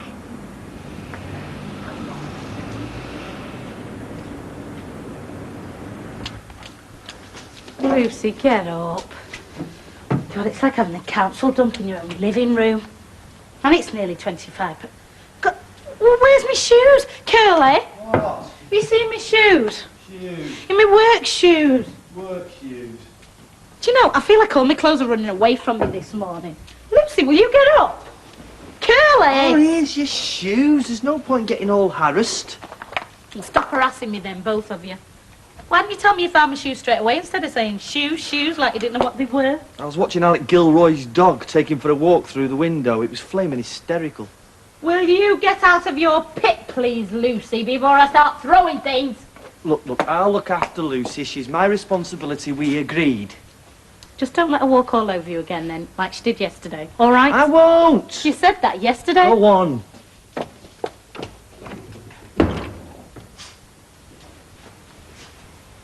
Lucy. Right, that's misery guts out the way. What are you making me for my breakfast? Yeah, I went past your new premises on the bus yesterday. Did you? Oh, I was very impressed. Excellent. Most professional. Well, that is the idea. Oh, and that neon sign. Well, it's like Weatherfield's own little bit of Las Vegas. Not that I've ever been to Las Vegas, but because I've seen pictures of it on the television. And you've got a new photocopier installed, haven't you? That's right. Yes, I could see it. And was that Fiona Kavanagh I saw behind the counter? Oh, has her father surfaced yet, by the way? No, he hasn't. You know, Mavis, next time you're passing, you must call in and we'll talk about a job. A job? Why, what makes you think I want a job? Well, if you picked all that up just passing on a bus, you'd obviously cut out to be a journalist. Oh, I see. Well, you could be right. I mean, I do have leanings in the literary direction as well, you know. I do. Bye. Bye-bye, Ken. Thank you. Oh, I do admire Ken Barlow. Like he's stuffy. I bet he was a middle-aged baby. Yeah, he's had all sorts of disappointments to contend with, but he always bounces back and gets things going again. Teaching and community work, well, they didn't suit him, so he switched to journalism. Then he had all that trouble with Mr. Kavanagh, but Phoenix-like, he rose from the ashes and now he's running and owning the paper himself. Oh, always a lesson to us all. Don't you think that's the most important thing in life? The ability to change. Well, yeah, but I mean, you've got to be educated, haven't you, like Ken Barlow? Like I'm going to be. Otherwise, you just don't have the choices, do you? I mean, you're stuck like you. I'm not stuck, as a matter of fact. Well, the world's not exactly your oyster, though, is it, Well, Mary? yes, it is, if I choose it to be. Look, I believe any person can change if they put their minds to it. I couldn't agree with you more. I'll have a packet of wine gums instead of my usual mint imperials. But mind you, some people can't change. I mean, like my uncle Ambrose. 35 years he was with Carlton Alternators in Bury. Made redundant at 59. Dead at 59. Terrible. That could have happened to me, you know, when I lost my caretaking post. Oh, yes, but determination and perseverance didn't desert me. I created a new and even more important role for myself. As a lollipop man. As a school crossing warden, young lady. Hey, I'm not so sure everybody can have 2 successful careers like me, Miss Riley. Matter of fact, I had 3. There was my distinguished service, you know, in the army. Oh, yes, yes. Ah, well, the bulldog breed, you see. Well, cheerio. Bye-bye. There. See? He's done it and he's not educated. Yeah, but it'd be a waste of time educating him. He knows everything already. It's still a lesson to us all. Oh, yes. Mavis, you've not applied to be a lollipop lady, have you? Oh, don't be silly, Jenny. I've got far more potential than that. 12:30, you said. That's why I finished work early special. Well, I can't go till he comes back, can I? New dressing table or no new dressing table, if he's decided to have an early dinner, Ken. Yeah, well, he's always messing you about lately, him. Well, he's got a lot on his mind at the moment with Audrey and everything. It's just making him forgetful. Anyway, he doesn't mess me about like your boss does. Just one bar of chocolate won't spoil me dinner. It will if you have it 10 minutes before. Just a little bar. Oh, yeah, you don't waste time, do you, Curly? Hey? Well, look, kid, you're a medical phenomenon, you are. 6 months over the brush and a fully fledged 11-year-old. Well, it must be the smell of these baked beans wafting up through that ceiling. Can I have these? 2? No, you can't. Put one back. You'll have all your teeth dropping out. You don't want people calling you Gummy Armitage, do you? That's okay. What? Right, no friend for you coming round this afternoon. Hey, ain't he good as a dad? You getting a taste for this or what, Ken? Oh, why, it's got its pluses as well. Oh, yeah? Name one. Well, we've just been to Red Wreck and you can have a right good go on the swings without people thinking you're balmy. It's a big dog, is that? No, they're taking handling dogs in size. Maybe you should hear the things he calls it. I mean, not when she's about like, no, he pretends he's getting on with it then. But when shit's not, he scolds about cursing and swearing. It's fear, of course. Is it? Oh, absolutely. When it followed him down cellar this morning, he came out white as a sheet. I wish I'd seen that. Right, I'm off now, Mr. Roberts. Oh, I'm sorry I'm late, Petal. I was just savouring my pint. Pint? You're supposed to be drinking orange juice and eating salad. You promised Audrey you'd slim a bit. Oh, no willpower, eh, Mr. Roberts? Yeah, I've got the willpower. It's the won't power I need. Come on, let's... See ya. See you now. Hello, young lady. Hello, Mr. Roberts. You know, you're getting to be my best customer. I'd be an even brilliant one if he'd let me. Oh. Come on, you home. Nice little kid. Yeah, but I think she's leading Curly as big a dance as that dog's leading Alec Gilroy. Oh, what's that thing? Rover's had one of Alec's moccasins, chewed it to ribbons, I'd heard tell him. Not his favourite, yeah? Them he wears when he's going to be doing a lot of standing. Well, it's only a pair of slippers when all said and done. Betty, if you had bunions like my Alec... I hope he's here. Hello, love. Hello. You taking Rover for walkies again? We don't want any more accidents, do we? Do you know, I knew he'd fight his way into your heart.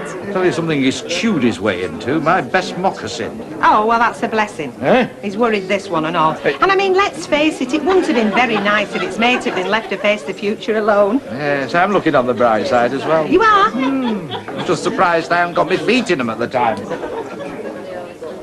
Slightly grumpy, I'd say. But nothing a trip to the shoe shop can't fix, and he's definitely getting fonder of him, wouldn't you say? Oh, yes, he is. Do you know we can't keep a pet no matter what we do? We tried everything. Hamsters, mice, stick insects. They just run off. His cat, they don't like him. Nicky's always going on about wanting a dog, but he can want. I mean, 2 kids are enough for anybody. Oh, do you know you don't know what you're missing?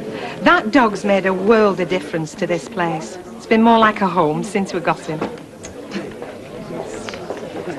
How's Mavis today? Oh, fine. Good, good. Why shouldn't I be?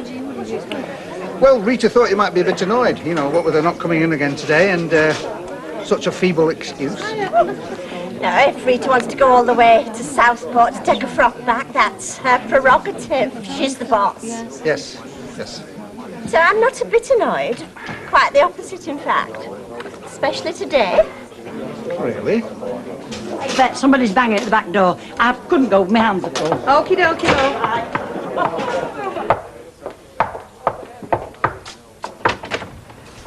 Is this the Rovers Return pub? Yeah? I'm Tommy Ferguson.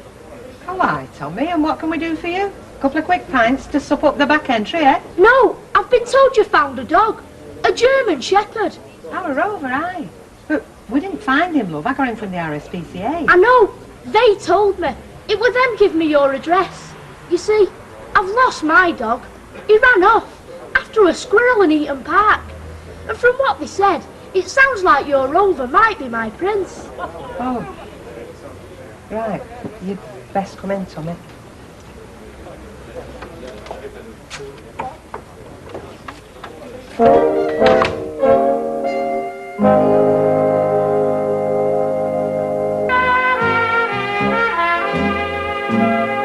We did everything, me and Prince.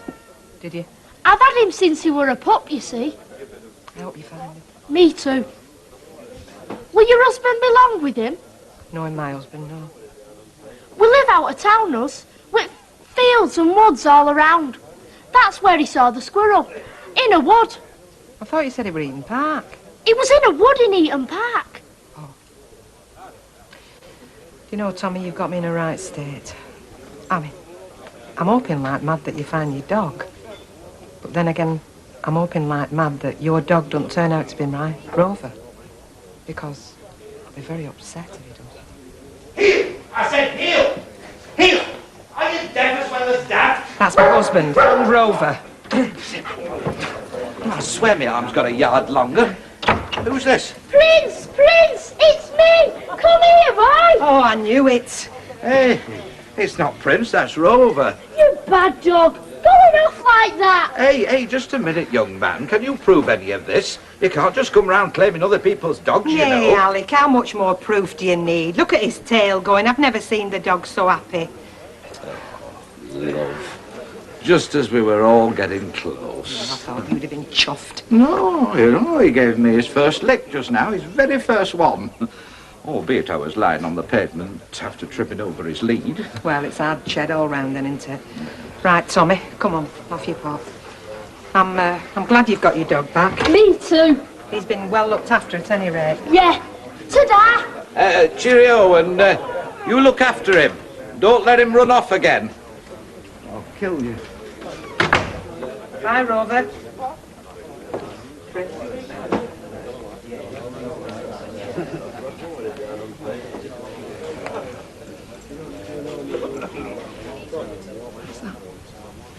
Yeah, come on. You want dog to be happy, don't you? Well, he'll be happiest with his rightful owner. A little lad who loves him.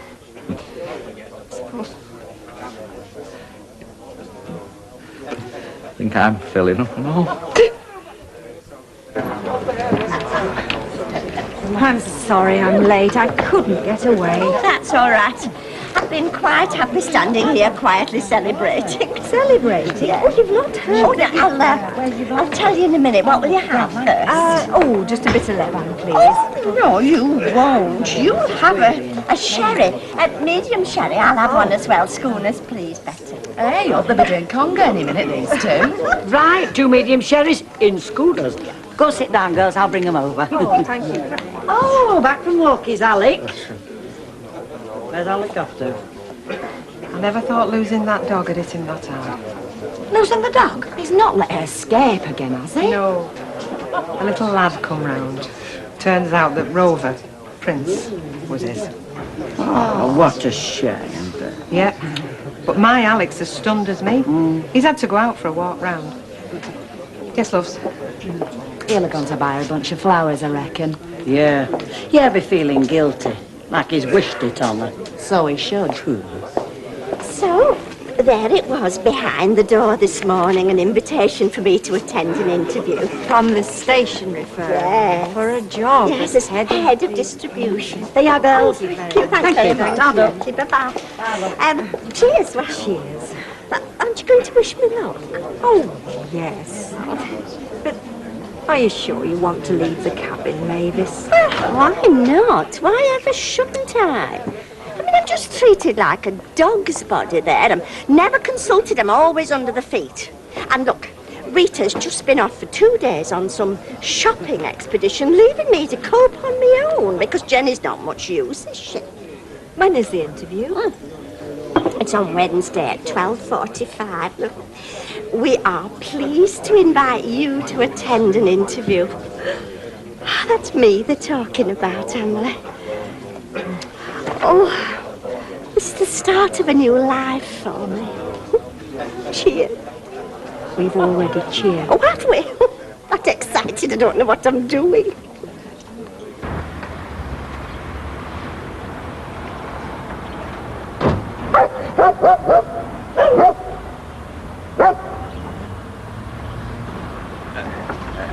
Cheers, Chaz. You've got a bright little lad there. You think him and that dog had known each other for years. Have you ever thought of putting him in drama school? Yeah, one chance is enough for any family. Yeah, come on, you do all right, Bucky. Better than I do in my little backstreet pub. Listen, Alec, I want to make something clear. I did this for specific reasons, right? First, I don't believe a pub is the right environment for a big dog like this, especially with a belly-bound bloke like you in charge. Thank you, Chaz. Second, well, I'd wanted a dog any road. And third, with loads of space. Well, them's my reasons, too. Good, because I don't want you thinking you can phone me up and I'll be running around any time like you used to. Like when? Like when you had them 2 dancers on the go. Gum, you've got a memory, haven't you? No, I'm a married man now. You were then? Yes, well, not in front of the dog, eh? Look, here's a tenner. Get yourself a few tins of grub, eh? Oh, I'll have that then.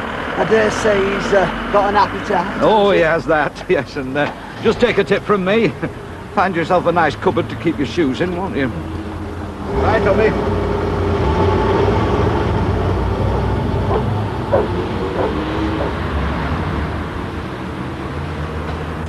Oh, can you manage, Etta? Fine, there you go. Where's the Armitage here? Well, if she is, she'll be in the flat up the stairs. I'll go up then. Is it this way? Yeah. Oi, hang on a bit. Who are you? A friend from the school rap club, Melanie Rigby. Said I could come any time. Oh, what's all this paraphernalia you've got with you? Tapes, records, and my blaster. You what? My blaster! It's a mega woofer. Hey, will you be careful with that, whatever you call it? I'm a mad Tabarni fan myself, you know. If I want to hear pressure drills, I can find some roadworks. Well, you know what they say, Mr. Roberts? A bit of background music stimulates trade. You what? Well, they have it in all hypermarkets now, don't they? Ah, well, that's why they call them hypermarkets. Oh, yeah.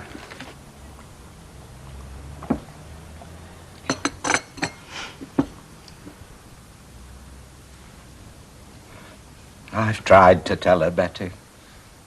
I mean, we should be feeling pleased with ourselves, you know. We've saved the dog from being put down. Yes, but I mean, it was a bit of a handful, wasn't it? Oh, I'd have managed all that side Yeah. of things. I mean, that was never really an issue. Ah, you can say that now. Now you don't have to. Oh, no. I mean, I was getting very keen on it. Yeah. I mean, it opened up a whole new world for me, Betty. Surprising the people you meet and get talking to when you've got a dog. We could have bred from him, you know. And got one of his pups to keep him company. We could. Yes, but I mean, he's better off where he is, isn't he? Oh. You know, with his proper owner. I mean, that little lad. I mean, he'll have him out every 5 minutes of the day during school holidays. Of course he Yeah. will. Alec, what you want to do, love, is get her another dog. Yeah, eh? Yeah, get her a little and a terrier, something small, you know. No, Betty. Oh, Betty. If I can't have Rover, Prince, any other dog would just be a stand-in. It'd sense it. It won't be fair. I don't know, you're right. It wouldn't. Yeah, I suppose you're right. Anyway, I better go and open the doors. You go and open the door, Yeah. Betty. Now then. Shall us make us a nice fresh pot of tea? Just have to ourselves, eh? Thanks, Alec. And Alec, thanks for being my pal. Well, what else would I be, eh? What else?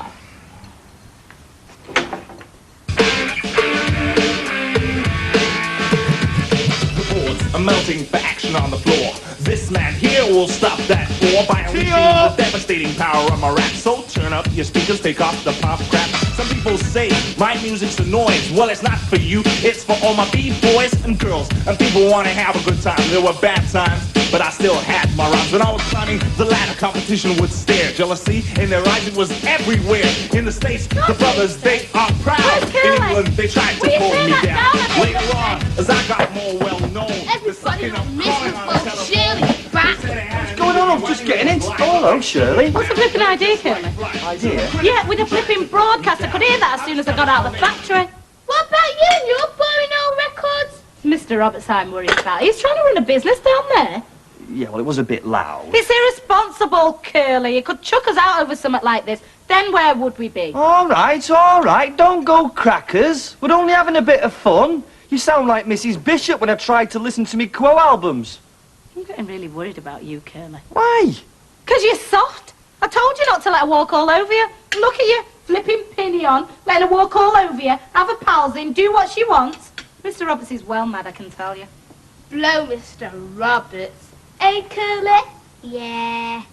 Well, Curly? Well, we won't have it on as loud. Oh, you are just a waste of time. Oh, Shirley! Get lost, you bit prick. Look, I'll go and make a formal apology. Oh, come on, I've made egg and beans on toast for us all! Any place that I Lucy, choose, can you turn it down a bit, Lucy? Lucy, turn it down, please! No, I mean, I don't expect to have the job handed to me on a plate, but, well, I must be in the running, mustn't I? Oh, definitely. Definitely. But do we have to keep talking about it? I mean, they must have found my CV impressive, mustn't they? They must. Even if I did make a little go a long way. Well, you're not unique in that.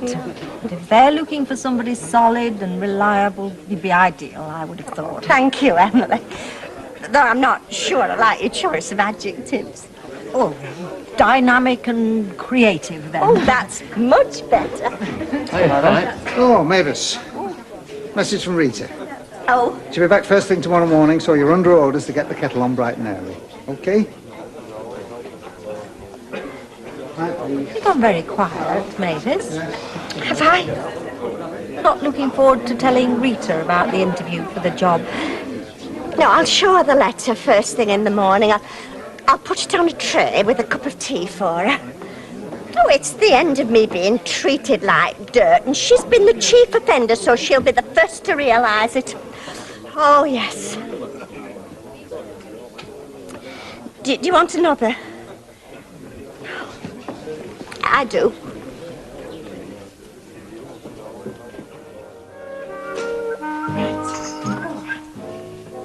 Right, that's upstairs done. Oh, heck, you haven't even sat at table yet. Eh? What was the last thing I said to you before I went upstairs? Oh, give it a rest, Vera.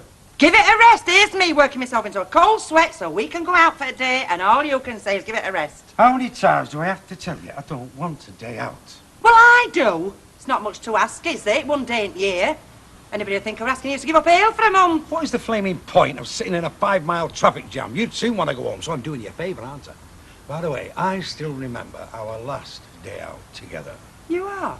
I've got it engraved on my brain, not to mention my flaming nose, when you ran the car up a lamppost, remember? No, that's not likely to happen again, is it? Oh, you're dead right, because I'm not going.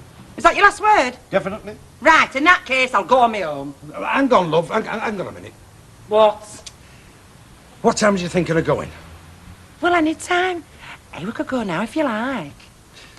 Would there be any chance passing a betting shop? Ooh. Well, thank you very much. Thanks, Mr. Hargreaves. Bye-bye. Oh, come on, then. You said you had something to tell us. Yes, well, I've been trying to tell you ever since you came in, but just, what, with one interruption Hang on a after minute. another. Mrs. Hargreaves. What about her? Well, did she say she'd be away 1 week or 2? 2? Oh. Look, if you'll just listen for a minute, I'm Rita. listening. Well, I don't want you to take this the wrong way. I mean, it's nothing personal, and I've only come to this decision after a lot of heart searching. All but- right, I believe you. Now, if you just give us a clue to what you're on about. Well, I've decided to leave. Leave? Leave the cabin. All right, what's he done now? Who? Alan. Well, I can't think of anything I've done to upset you. He hasn't done anything. I've got my own reasons for wanting to go. And as a matter of fact, I've got an interview for a position tomorrow. A very responsible position with a stationery firm. What's brought all this on? Well, I don't want you to think I'm entirely unhappy here. It's just that, well, I don't want to think I'm going to spend the rest of my life behind the counter of a paper shop. And if I'm ever going to fulfil myself. Fulfil yourself? Yes, stretch myself or realise my full potential. Well, I've got to make a move now before it's too late. I see. And your idea of fulfilment is pushing paper clips round a desk with a dozen other clerks in a stuffy office? It's not like that. It's not like that at all, Rita. Like I told you, it's a very responsible position. Head of distribution, actually. Head of distribution? Well, what do you know about that? Well, they must think I've got something to offer. They wouldn't have asked me to go for an interview. And it shows that there are still some openings for the more mature type. Responsible, reliable. Look, if it's more money you're after. No, it's got nothing to do with money. I mean, well, I probably won't be as well off just at first. I mean, well, I'll have to find somewhere else to live, won't I, for a start? It's just something I've got to do. And if I don't do it now, I never will. Well, if you've made your mind up. Yes, I have. There's nothing I can do or say to make you change your mind? Nothing. Like pointing out the advantages of working here? The flat upstairs? No, it's no good, Rita. My mind's made up. I just hope you won't take it personally. Because I'd like to think we could still be friends. Only Kevin, Sal. Oh, that's not very nice, is it, for a couple of mates who's come round to do you a favour? Like what? Well, we're going to take you away from all this for a start.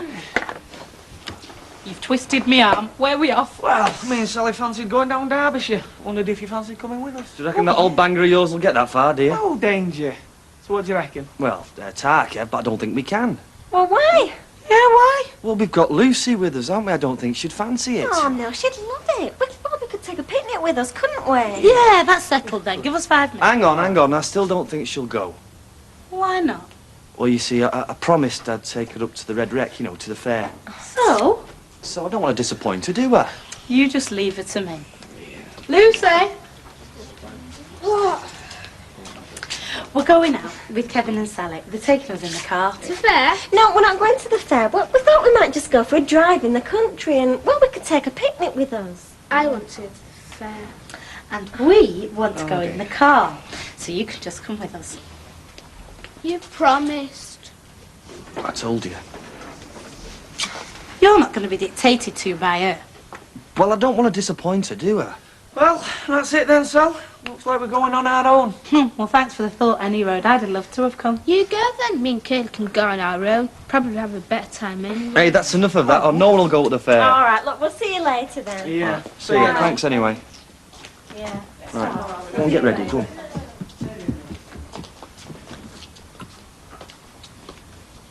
Well, thanks very much. I told you. I promised.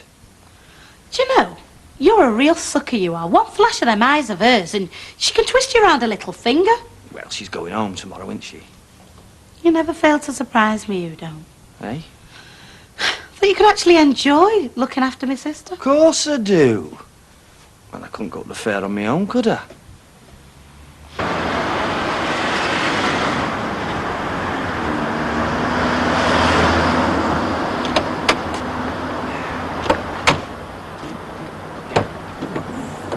There you go, mate.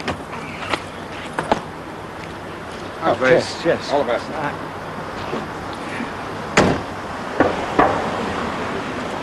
Hey, hang on a minute, mate. Yes, mate. Free, are you? No, I can't pick you up. You'll have to wait for a black cab. Well, not take 5 minutes. No, I'm booked for a call in Victoria Street. It's on the way. You'll get me shot, you know that, look, get him. Where do you want to go then? Rosamond Street will do. Right.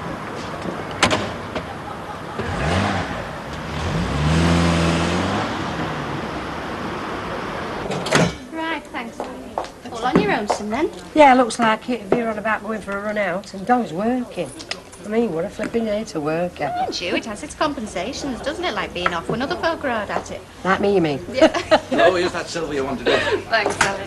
I take it you're coping all right on your own? Oh, yeah, no problem. Why, I bet not coming through. No, she's gone up for a lie down. She's got this pounding headache. Oh, she's still upset about Rover. She's bound to be, isn't she? I mean, it's a bit of a shaker, that lad turning up like that. For both of us, I mean, we got attached to the animal. Well, better, that's for sure. We both had. Got used to having him around in our different ways. Solution simple then, isn't it? Get another dog. Percy, how could you suggest such a thing? There isn't an animal on this earth that could replace Rover. So if you don't mind, I'll thank you not to bring the subject up again, especially in front of my lady wife. Do you know, he never struck me as being the sensitive sort. Oh, yes, he's all front as Alec. On the surface, he's hard as nails, but underneath, he's 24-carat granite. Hello, love. I'm just about giving you up. I'm sorry, love. I've had maybes going on like a gramophone record all morning. Never noticed time. It looks like we might be losing her. What have you said to ruffle her feathers this time? It's not like that.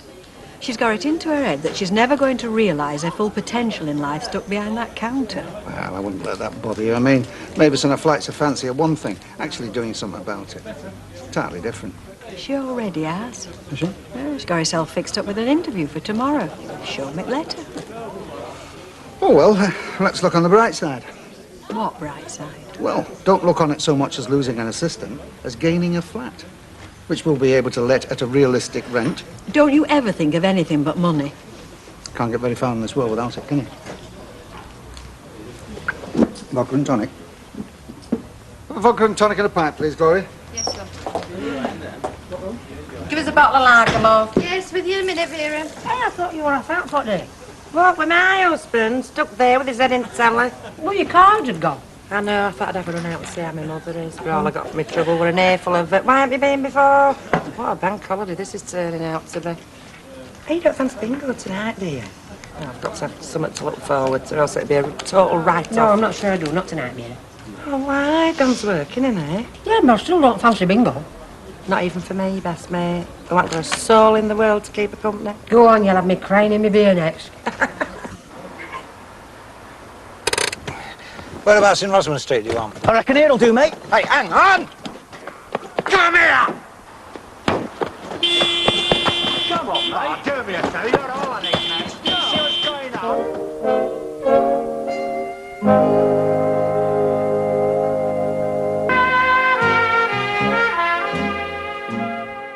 Hijo de puta que te parió!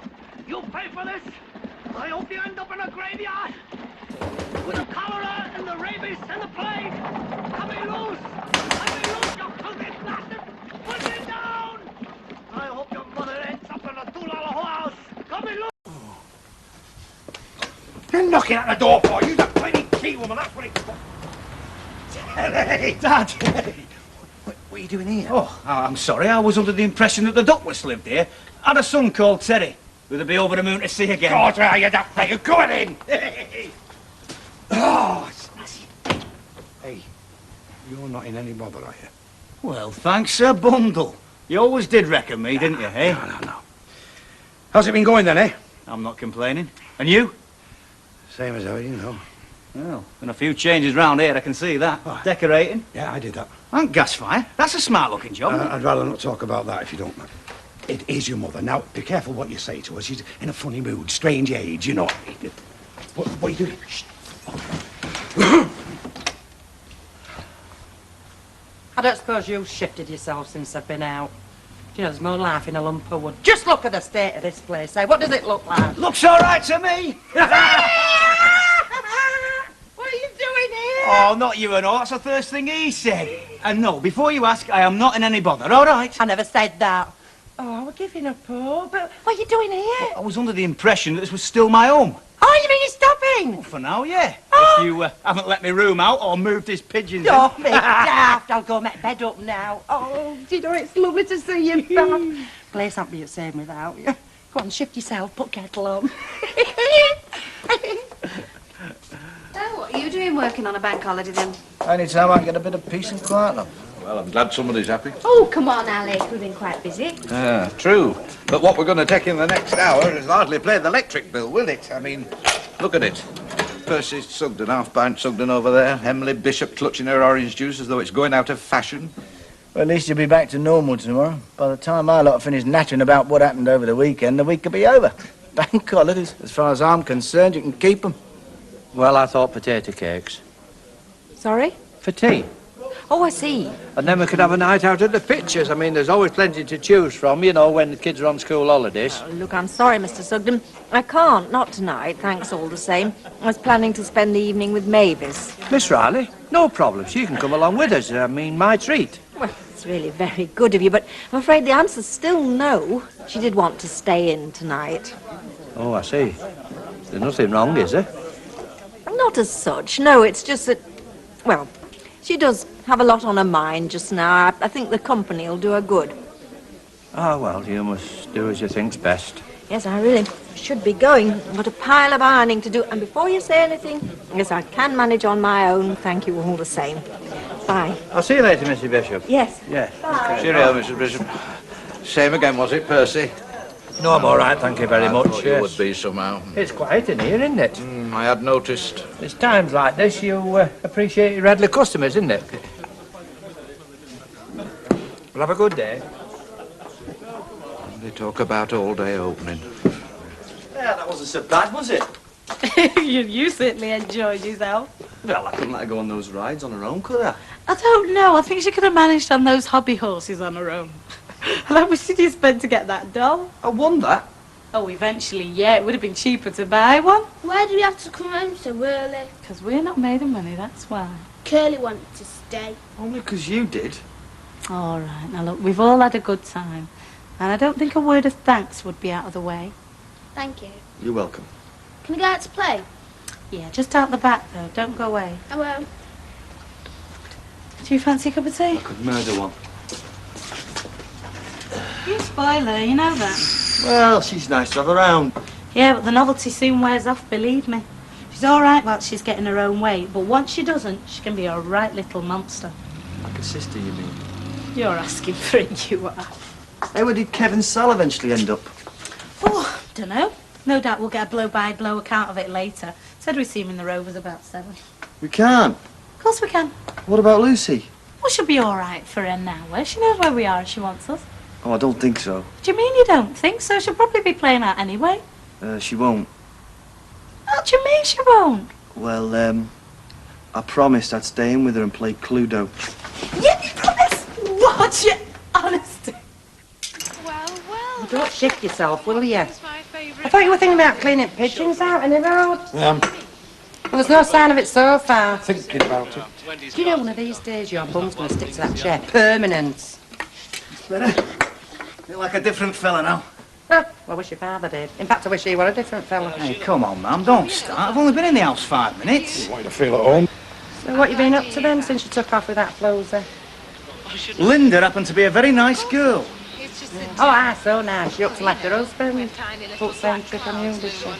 It wasn't like that. It just didn't work out, that's all. I reckon it'd be best all round if we both went our separate ways. I've no idea. What It's not terrible. What have you been doing? Robbing banks? Like it, eh? Where did you get that from? Hey, now then, if that's hot, I want it out of here sharpish. It's legit, honest. It's a present from a friend. What the heck's that? Unless the fella I got it off was lying through his teeth. 18 karat gold.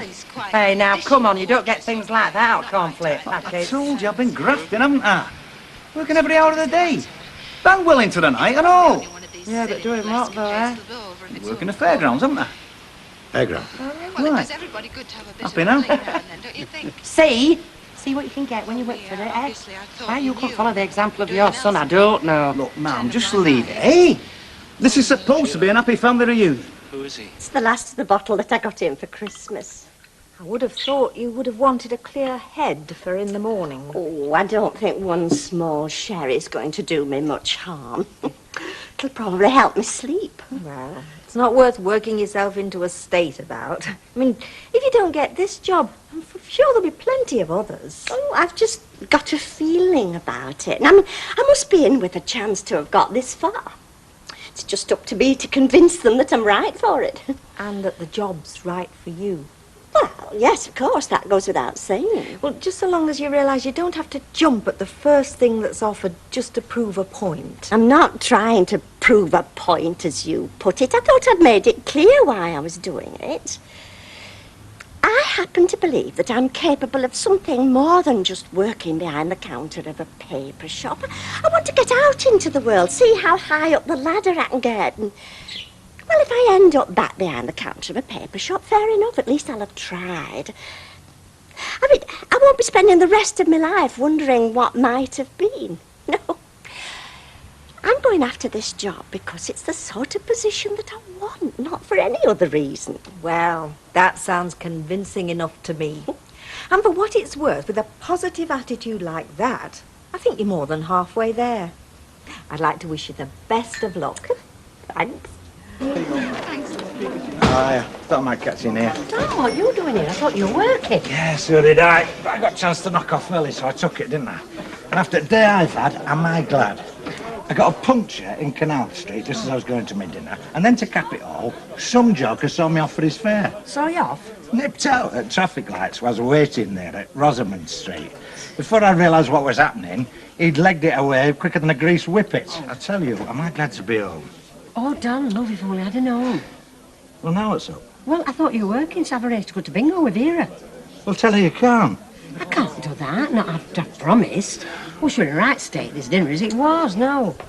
I tell you what, we'll only be playing till until I'll be back by 9 o'clock, eh?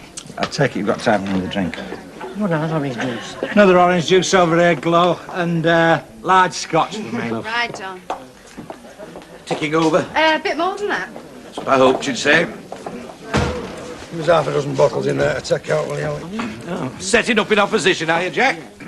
Got your own little wine bar tucked under all that pigeon muck in your backyard? Hey, Jack, how much longer is your Vera going to be? Vera? Yeah, we raised this dinner to go to bingo. Bingo? Tonight? You'll be lucky. Not now our little lad's home. Hey? Oh, Terry's back home, isn't he? Well, I wish you'd have let me know. I've been stuck here like Piffy waiting You're for very you. much, Alex. So I take it that bingo's out then, eh? Looks like it. Terry flipping Duckworth, I thought we'd heard the end of it. He's all right, he's Terry. He used to be a good mate. Oh, aye, yeah, he was a good mate of Pete Jackson's and all, Ken. He only ran off with his missus. But a drinker, if my memory serves me right. Say that again. He likes a pint, does Terry. Good. Then I, for one, shall look forward to welcoming him back to the fold. We have a visitor. Hello, Mr. Bishop. I hope I'm not intruding, but you said Miss Riley could do with a bit of company and I was at a loose end, so here I am. So what exactly is the matter? Well, there's nothing the matter. I can't think how you got that impression. I only said... What does it matter? You're here now, aren't you? I suppose you better sit down. If you're stopping. Oh, thank you very much. Well, I had thought of bringing 1 or 2 board games with me, you know, but I didn't know whether you'd be up to it like. Well, there's nothing wrong with me. No, I can see that. It was just the impression I got wrongly, it seems. Oh, Mr. Sugden, when I said that Mavis might welcome a bit of company, I didn't mean to give the impression that there was anything wrong. I mean, it's just that, well, she has a lot on her mind tonight. It's all right, Emily. It's not a secret. I'm going for an interview for a job, as it happens, tomorrow. A job interview, but why? I always thought how well suited you were at that cabin. Well, that just shows how wrong it can be, doesn't it? I happen to think I'm capable of greater things than that. Very commendable. Yes, so where is this job interview then? Some other toffee shop somewhere? No, it isn't. It's with a firm of wholesale stationers, if you must know. I'm being interviewed for the post of head of distribution. Really? I can see what you mean, Mrs. Bishop, by her wanting some company. I mean, she wants to be as sharp as a tack when she goes out of here tomorrow. That mind of hers wants to be honed to perfection. There's nothing wrong with my mind. Now, they might try and convince you it's just a friendly chat, but it goes a lot deeper than that, believe me. It's what they call man management. It's something I happen to be an expert at. Well, I mean, I didn't become a senior NCO without knowing all the answers. You've only got to look at my dealings with the council over the years. I'm sure I shall manage perfectly well without your help, Mr. Sugden. Now, you might feel confident sat there, but wait till they get you in the hot seat. Now, they do every dodge to unnerve you. They want to see how far you go before you break down under pressure. But one thing you must not let them do, don't let them get to you. You must stay calm and collected throughout. I am calm and collected, or at least I was till you arrived. Why on earth you had to invite him is beyond me. Invite him? I did no such thing. It's just what I was on about. See how easy it is to lose control. All right, Mr. Sugden, that's enough. I think it'd be better if you went. A perfect example. Please, Mr. Sugden, just go. I think it would be better. You too, Emily. Me? Yes, I just want to be left alone. Well, of course, if that's what you want. Look, you're making a very big mistake. I could show you how to harness this aggression to your own advantage. Good night, Mr. Sugden. Oh, well, if that's the way you want it, good night, Miss Riley. Oh, I am sorry, I am really. I had no idea. Emily, please, just go. Good night. Good night. I'll see you tomorrow. Good luck.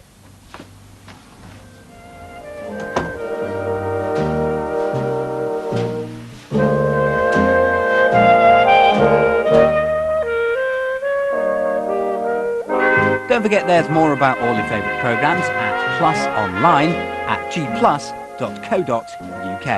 And the soap drama continues after the break on Plus, with Chris taking drastic action in Emmerdale.